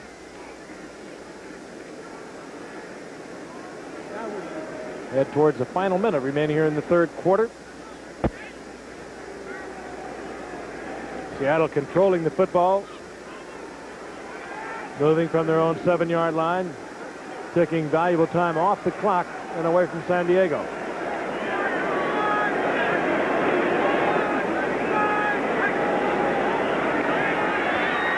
Wide open. And out of the backfield, Kurt Warner will give Seattle another 1st down as he moves to the 37-yard line. Multi-talented Kurt Warner. A couple of big 1st downs tonight, working as a pass receiver out of the backfield. Well, that was almost a gimme. Kurt came out of the backfield. I believe maybe Thomas Benson, number 57, the inside backer, That was his responsibility, and he was nowhere near him. Kurt Warner with much of the Seahawks offense tonight.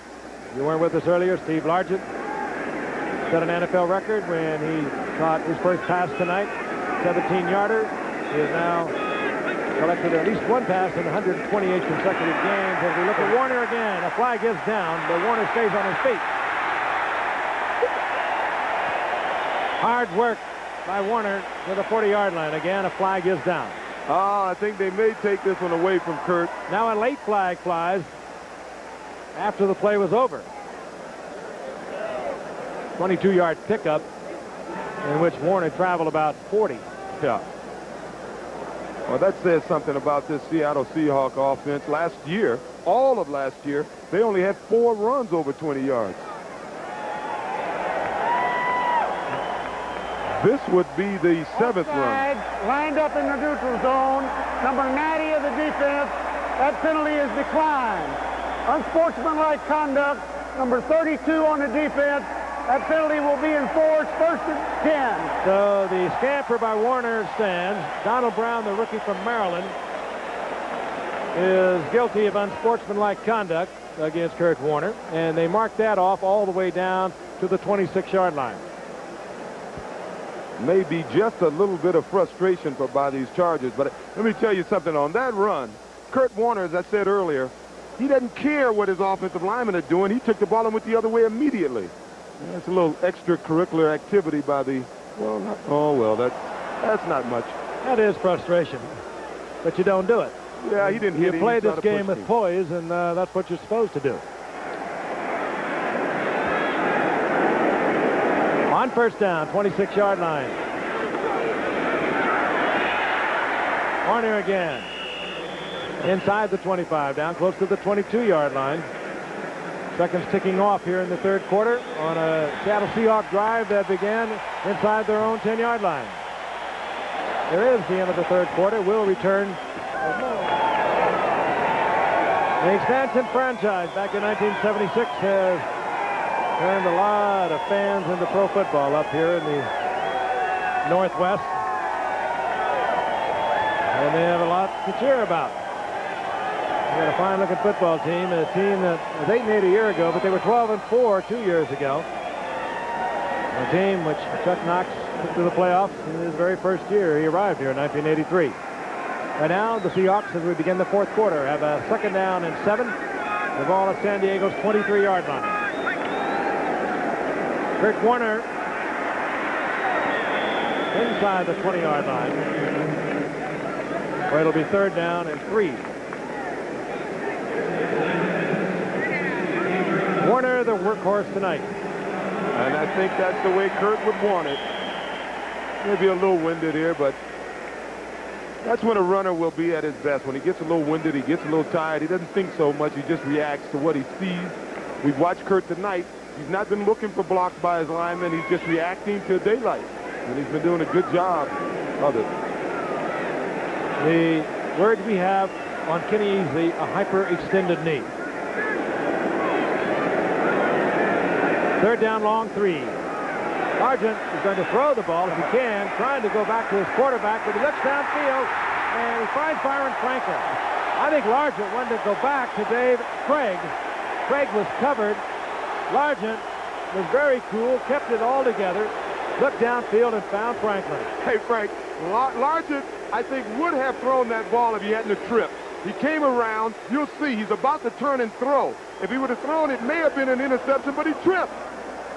Being a heads-up player, he looks elsewhere. There's Byron Franklin hustling. You know, I watched a special they had on Largent last night here in the Seattle area on the local station, and I watched him as a high school player. He was a tremendous defensive back. Watched him run an interception back, 95 yards for a touchdown. 1st down, goal to go. Seattle. Hornet trips up at the line of scrimmage. Just does get back to the line of scrimmage. Then later, of course, at the University of Tulsa, led the nation in touchdown receptions. 4th-round draft pick was Largent for the Houston Oilers. Bum Phillips traded him away for an 8th-round draft pick. I recently was talking to Howard Twilley of the Miami Dolphins, who played his collegiate football at Tulsa. They were much alike. Cooley not sticking around because of injuries quite as long, of course, as Largent. But they were very bright players, very confident players. And it's just been a great career for Largent thus far. On second down, goal to go. Craig in trouble. Picks up, fires into the end zone. Beautiful. Down with the football is Eric Lane, who is in there on the short yardage offense. And very heady play by Dave Craig. He was under tremendous pressure. Ducked one defender. Popped up. Picked Eric Lane out of a lot of traffic in the end zone and fired it in there. As you can see, he wants to really hit Williams coming out of the backfield, number 32. He appeared to be covered right away, and he makes an adjustment. He may have learned that from Largent the play before. Seahawks now moving out in front of the Chargers. Johnson is on. What did you say, O.J., about one of these teams scoring 30 tonight?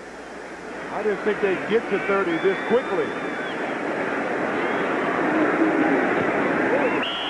Johnson tacks it on. And Seattle leads San Diego 30-7. Out of the history of this Kingdome is on hand tonight to watch the Seahawks explode here in the third quarter. As we are now moving into the fourth quarter.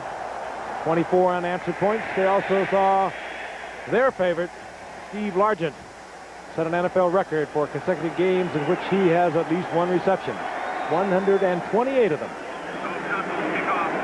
Norm Johnson to kick off. Booming kick taken by James at the 2-yard line.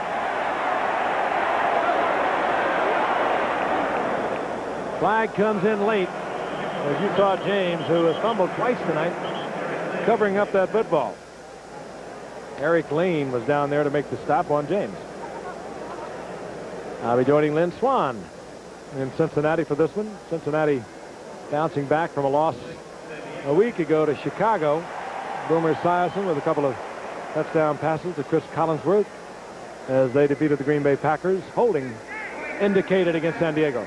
85 of the receivers. First down at 10. Yeah, I would imagine Lynn would know a little something about that game. Lynn's been staying back in Pittsburgh here recently. We saw him recently. We were in there for Steeler-Denver game. It'd be interesting to hear what how Lynn feels about Louis Lips. Louis Lips is going to be around for a long time, attacking a lot of whatever remains of Lynn's records after John Stallworth gets through with him. I hope John Stallworth is going to be all right. He's had an injury problem.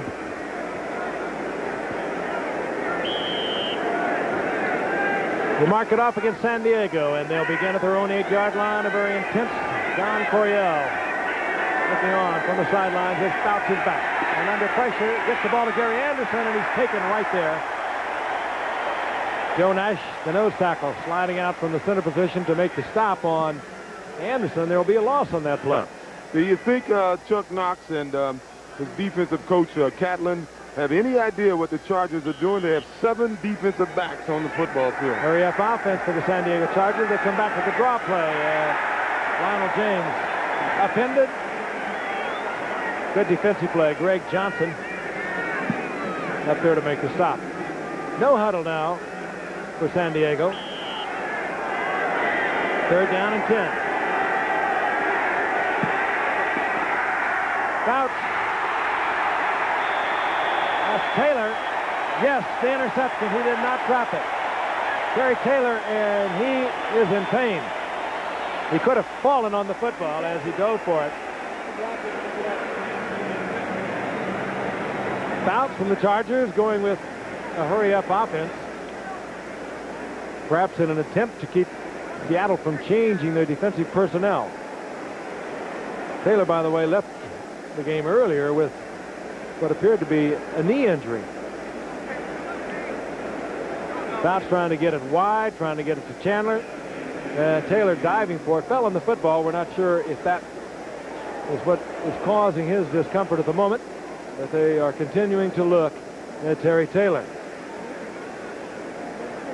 Well, they can't afford to lose easily, and Taylor. Taylor is their best cornerback. He's the guy that they'll place on the opponent's best wide receiver, he'll play them man for man when the other guys go zone. So you can't take your best cornerback and maybe the best free safety in football out of your defense and expect to go far. They're looking at that knee again. We mentioned earlier he'd gone out of the game in pain with what appeared to be a knee injury. That time he made a diving interception of an attempt by Fouts to get the ball to Wes Chandler. I don't think his knee could be that bad because just a moment ago he was holding it up by himself, but he seems to have some pain in it. Terry Taylor, #1 draft pick out of Southern Illinois 3 years ago. As O.J. mentioned, fine defensive cornerback. And they continue to look at the right knee. Here is Chandler. Fouts tried to stretch one out. This is a long out that he fired. That ball was in the air a long time. And Taylor, and you see nothing there that would indicate any kind of a problem. Then there comes a late hit by Kellen Winslow. And now Terry Taylor is being helped off the field. That could have been the blow. So it's been a long night for Terry Taylor. And again, we will... Yeah, let's take a look at that again. It's a funny thing. We're trying to find the injury, and now I'm wondering if he caught the ball. Let's take a look at this. Oh, he did not catch the ball. Well, they got the one hopper anyway. I'll tell you, that's why these replays are questionable. You're going to find about 18 things wrong every time you run one. Yeah. Seattle, in any event, gets the football back at the 22-yard line. And if you're wondering, you have to ask for the replay to get it reversed. Otherwise, we'd be here until brunch tomorrow. Craig looking for Turner, in and out of his hands as he was working against the rookie from Maryland, Donald Brown. We're going to look at it again. Again, the official's having a hard time because Taylor's body was right over this ball. He took it in on a scooping action, the attempt to Chandler, and then just before he falls on it, again, we're looking at this in slow motion. Yeah, but there's no way he caught that ball. Well, I know, but I mean, we got to look at every play in slow motion. Hardly. Again, we'll be here until brunch. 2nd down and 10.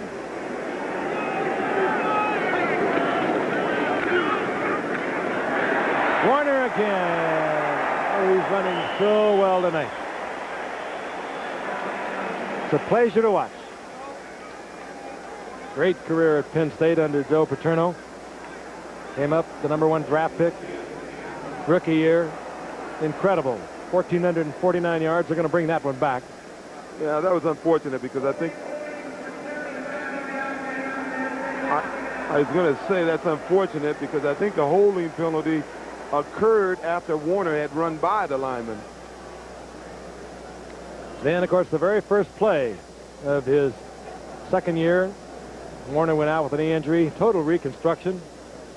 Struggled back last year, still a 1,000-yard season, but he was not the same Kurt Warner. But he is definitely back.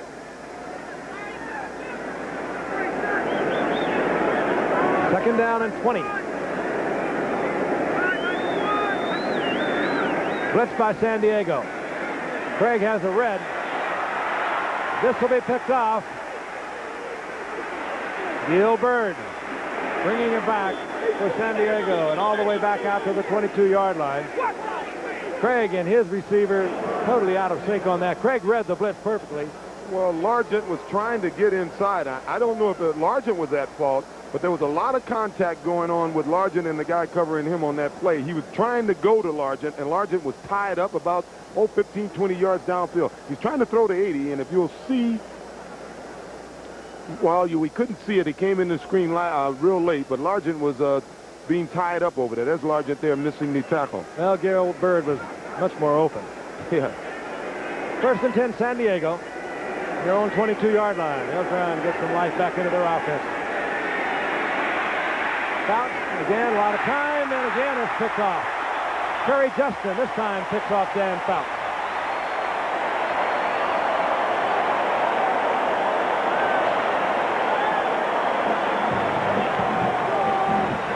Two interceptions thus far for Fouts. He came into tonight with 11. That was the most in the league And he got those in the last 3 games. And this offensive passing game of the San Diego Chargers is just totally out of sync.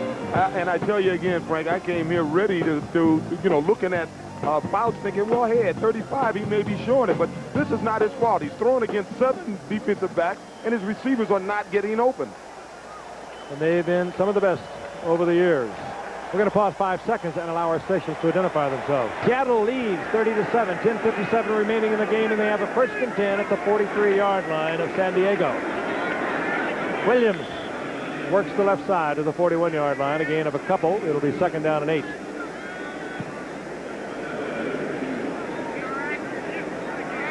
Seattle, a short week for a tough opponent. The Raiders bouncing back, and Seattle will meet them in Los Angeles this coming Sunday. San Diego will be home, and they have the good fortune of meeting Denver.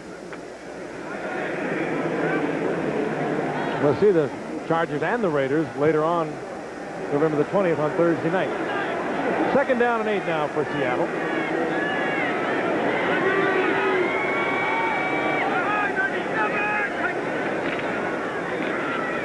Warner again. And hit and bounces back as Jeff Dale came up to make the stop. They'll mark it where the contact was big, but Dale really put a shot into Kurt Warner. Well, he hit Kurt Warner. It was a good shot, but it wasn't one of those knockout punches because Kurt is still trying to stay on his feet. And they marked it close enough for the 1st down. And Warner will get an ovation as he leaves the game. And I'm sure we've seen enough of Warner tonight. Certainly San Diego has. He was the only offense Seattle exhibited in the 1st half, and he leaves with 143 yards.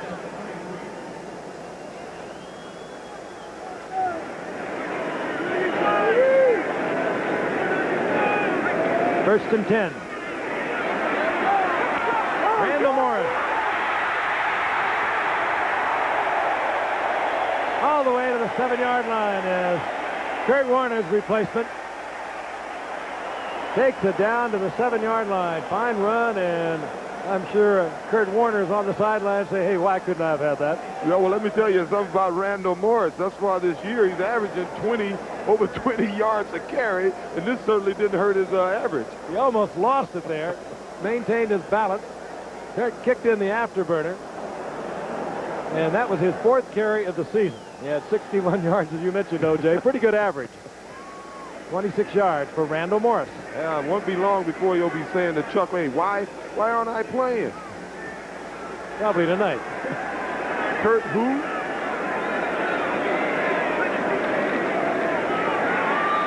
Morris again. Lost the football. A scramble. Oh, cover the ball. That will be Seattle's ball. It had to be covered. Donald Brown was trying to pick it up and run it. All he had to do was cover it, and San Diego would have got the football. With the score 30-7, I wouldn't criticize him too much. No, you got to get all you can get. Not a bad practice, though, to do it at all times. Yeah. Morris again, right side. Gets into the traffic. The ball is pounded out. It was Lee Williams who knocked the ball loose. And here comes Donald Brown. That funny little thing can sure take a lot of funny maneuvers. It bounces all over the place, particularly on the artificial surface. 2nd down, goal to go. The ball at the 17-yard line now, San Diego. Craig under pressure. Fires, and Williams is there. Back to the 11-yard line. It'll be 3rd down, goal to go.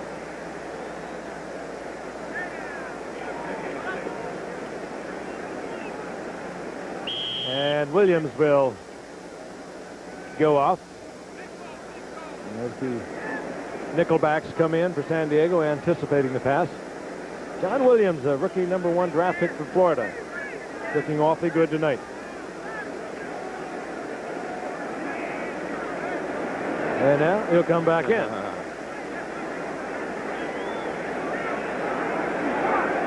They're going to have to call timeout because the 30-second clock is ticking down to zip. And Dave Craig let it go all the way down to 1 before he used the clock, and the timeout is called with 8:08 remaining in the game, and the Seahawks in command 30-7. The word on the Seahawks cornerback Terry Taylor, who you saw leave the game a short while ago with an apparent knee problem, is that he has a contusion of the knee. That, considering everything when you're thinking about knee injuries, is good news to say the least. Meanwhile, with 8:08 remaining in the game, Seattle has the football. They have a third down goal to go. Ball near the 11-yard line.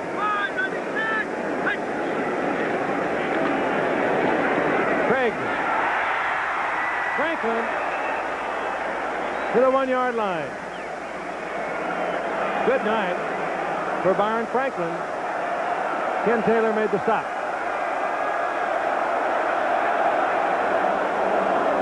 And the fans would like more, but we're going to see the field goal unit come on, as they have marked it really at the 2-yard line. That will mean, of course, Norm Johnson, who has hit from 29 yards tonight, from 30 yards, and tied his own career mark in the third quarter from 54 yards out. This will be about a half a wedge. O.J. would understand that. He's deep into this wonderful game of golf now. I'm learning it. You saw that commercial you did with Palmer. Forget it. Stay with the tennis. The Seahawks are pouring it on. They lead 33-7. We'll be back in the Kingdome in just a moment.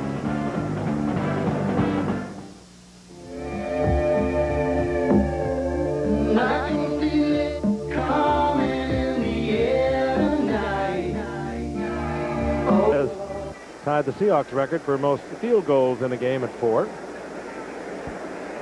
And we're about ready to get underway. 7:12 remaining in the game. Seattle looking very strong tonight. San Diego struggling, and it's kind of confusing to put your finger on it. They have super personnel. Their defense has, if anything, improved. That has been the problem over the years. Never the offense until this year. It's an offense that in the last 3 games has not been able to score a touchdown in the second half. And they are staring that right in the face once again. This would be the 4th unless they can get it into the end zone. It'd be different. Johnson hits it. It'd be different if they scored a lot of touchdowns in the first half. James, and he'll stay in the end zone. Johnson puts that ball up so high he gets very deep coverage. College football, CFA college football coming your way this Saturday, live at 3 o'clock Eastern time, and you can check your local listing for the game you're going to get into your area. Miami, of course, #1 in the nation, going against West Virginia. They have Vinny Testaverde, who, if things go well, certainly has to be considered the strong contender and strong favorite for the Heisman Award. Of course, Texas and Oklahoma, that's the classic. This Saturday on ABC. On first down, Fouts fires it complete, and he gets it to Trumaine Johnson. Former USFL wide receiver who had 171 receptions in 2 years in the USFL. Last year with San Diego, 4 receptions. Guess that's called working him in slowly. Well, they felt he came in playing the star, and that this year he's been working, and obviously he's the heir apparent to Charlie Joyner, even though all 3 are in the game right now.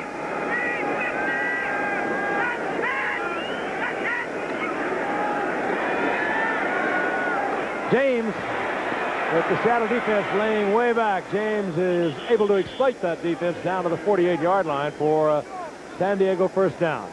And they were able to do that because the offensive line did an excellent job of picking up a safety blitz there in the middle. Of course, anybody who blitzes is either a safety or a cornerback, because that's all that's in the secondary right now. No linebackers. Fouts, Joyner, and another first down.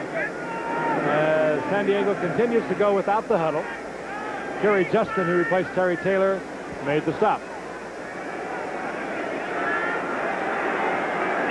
Fouts, always a competitor.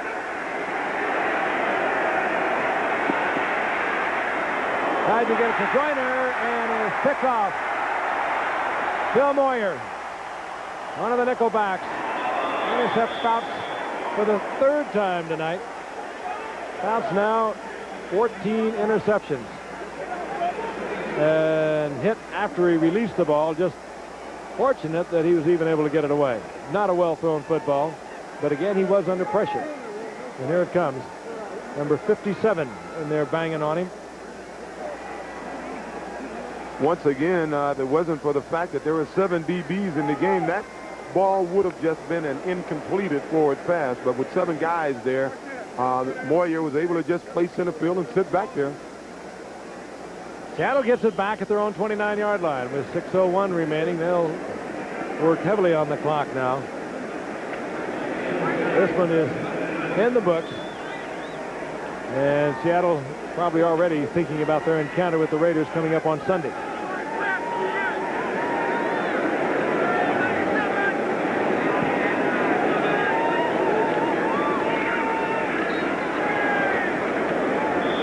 Craig handing off to Randall Morris, who this time squeezes the football.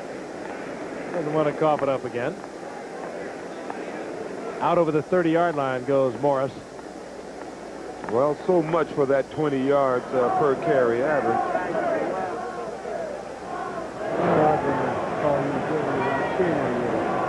3 undefeated teams remain in the National Football League. Washington Redskins, the Denver Broncos, and the Chicago Bears. We'll be watching the Denver Broncos 2 weeks from tonight as they go against the Jets in New York. Denver is quite impressive. I love to see them play the Bears now. The Bears are beating people, and they're not playing their best football. I think the Bears right now is still the best team in football. Eric Lane turns a little screen into about a 3-yard pickup up to the 34-yard line. It'll be 3rd down and 5. Dan Fouts, been around a long time, seen a lot of things, 14-year veteran, has produced some of the most exciting football ever seen in the National Football League. 47 300-yard games, including 6 400-yard games. Both those, by the way, are NFL records. Pro Bowl, 6 of the last 7 years. Just kind of hard to put your finger on what it is. I mean, we've mentioned several times tonight the personnel is the same. Everything just kind of out of sync.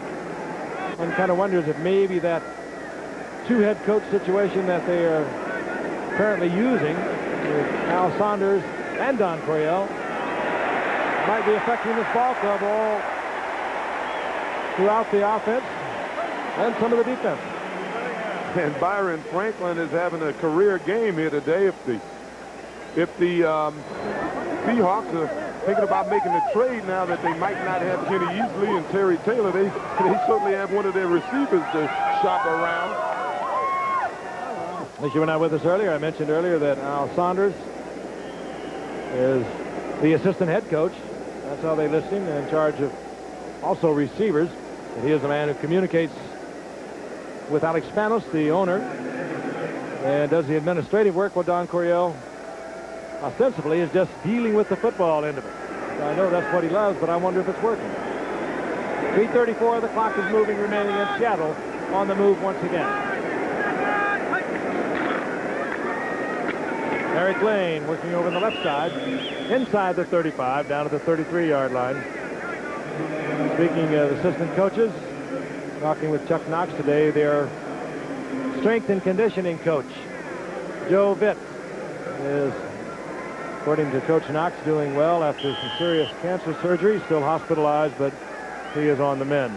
We wish him well, as do many of his friends, many of them, of course, in Philadelphia and on the East Coast.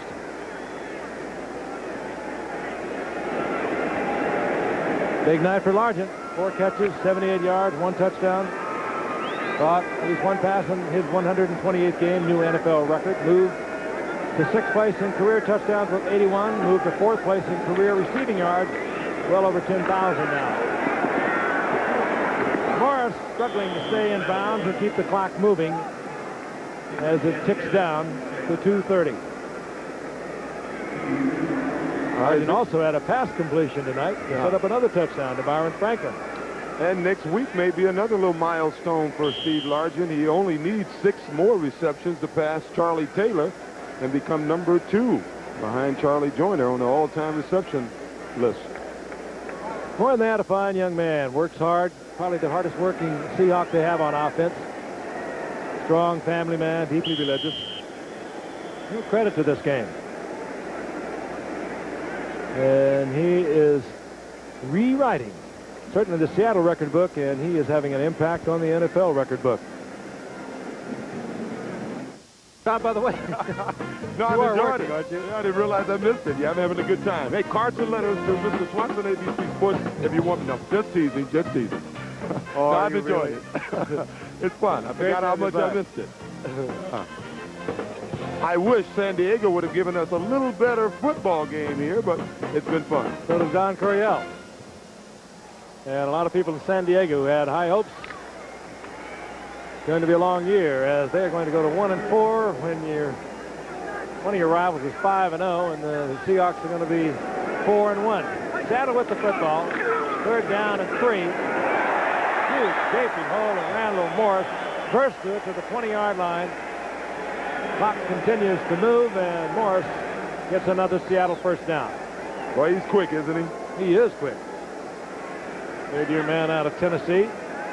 It's interesting. Normally around the league, you have a good back, a guy like a Kurt Warner. You look at the guys who are playing behind him, they come in the game and they can look equally as good, mainly because they've been watching him in practice, you know, and in the game. And also, it's like a fighter coming in the 9th round after somebody has punched him out for about 8 rounds. A little different attitude down there.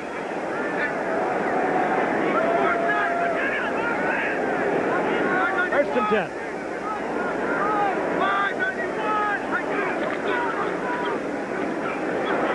Morris again. Ramble for the football. They won't let you play very much if you do this very often. That's twice now Morris has given it up. One thing Chuck Knox does not like, well, does any coach like it? But he feels very strongly about it. You don't turn it over. Well, his philosophy is ball control. Keeping the ball, keeping it on the ground. Don't make any mistakes and take advantage of their mistakes when they make them. So that philosophy doesn't work when you're fumbling. Morris again. Saw a little something to the outside. Tried to work it. Ball carried very loosely in his hand. Of course, you're sweaty at this point of the game. You're carrying it up on the wrist, and it came loose. San Diego gets it back with 1:03 remaining in the game. And we have Tom Flick, third-year quarterback from the University of Washington. Was good in preseason. Been around a little bit. He tried out with Washington, Cleveland, and New England. 6'3", 190-pounder, as Dan Fouts gets a little bit of a breather. False start. Number 61 of the offense. Still first down. That's sort of nice of Coach Coryell that Flick comes into the game instead of Mark Herman. Mark Herman, of course, played the game up here a year ago that they lost 26-21, or rather down in San Diego, and Herman had a big day, but not big enough, as Seattle won both of them a year ago. Flick played his college ball here in Seattle.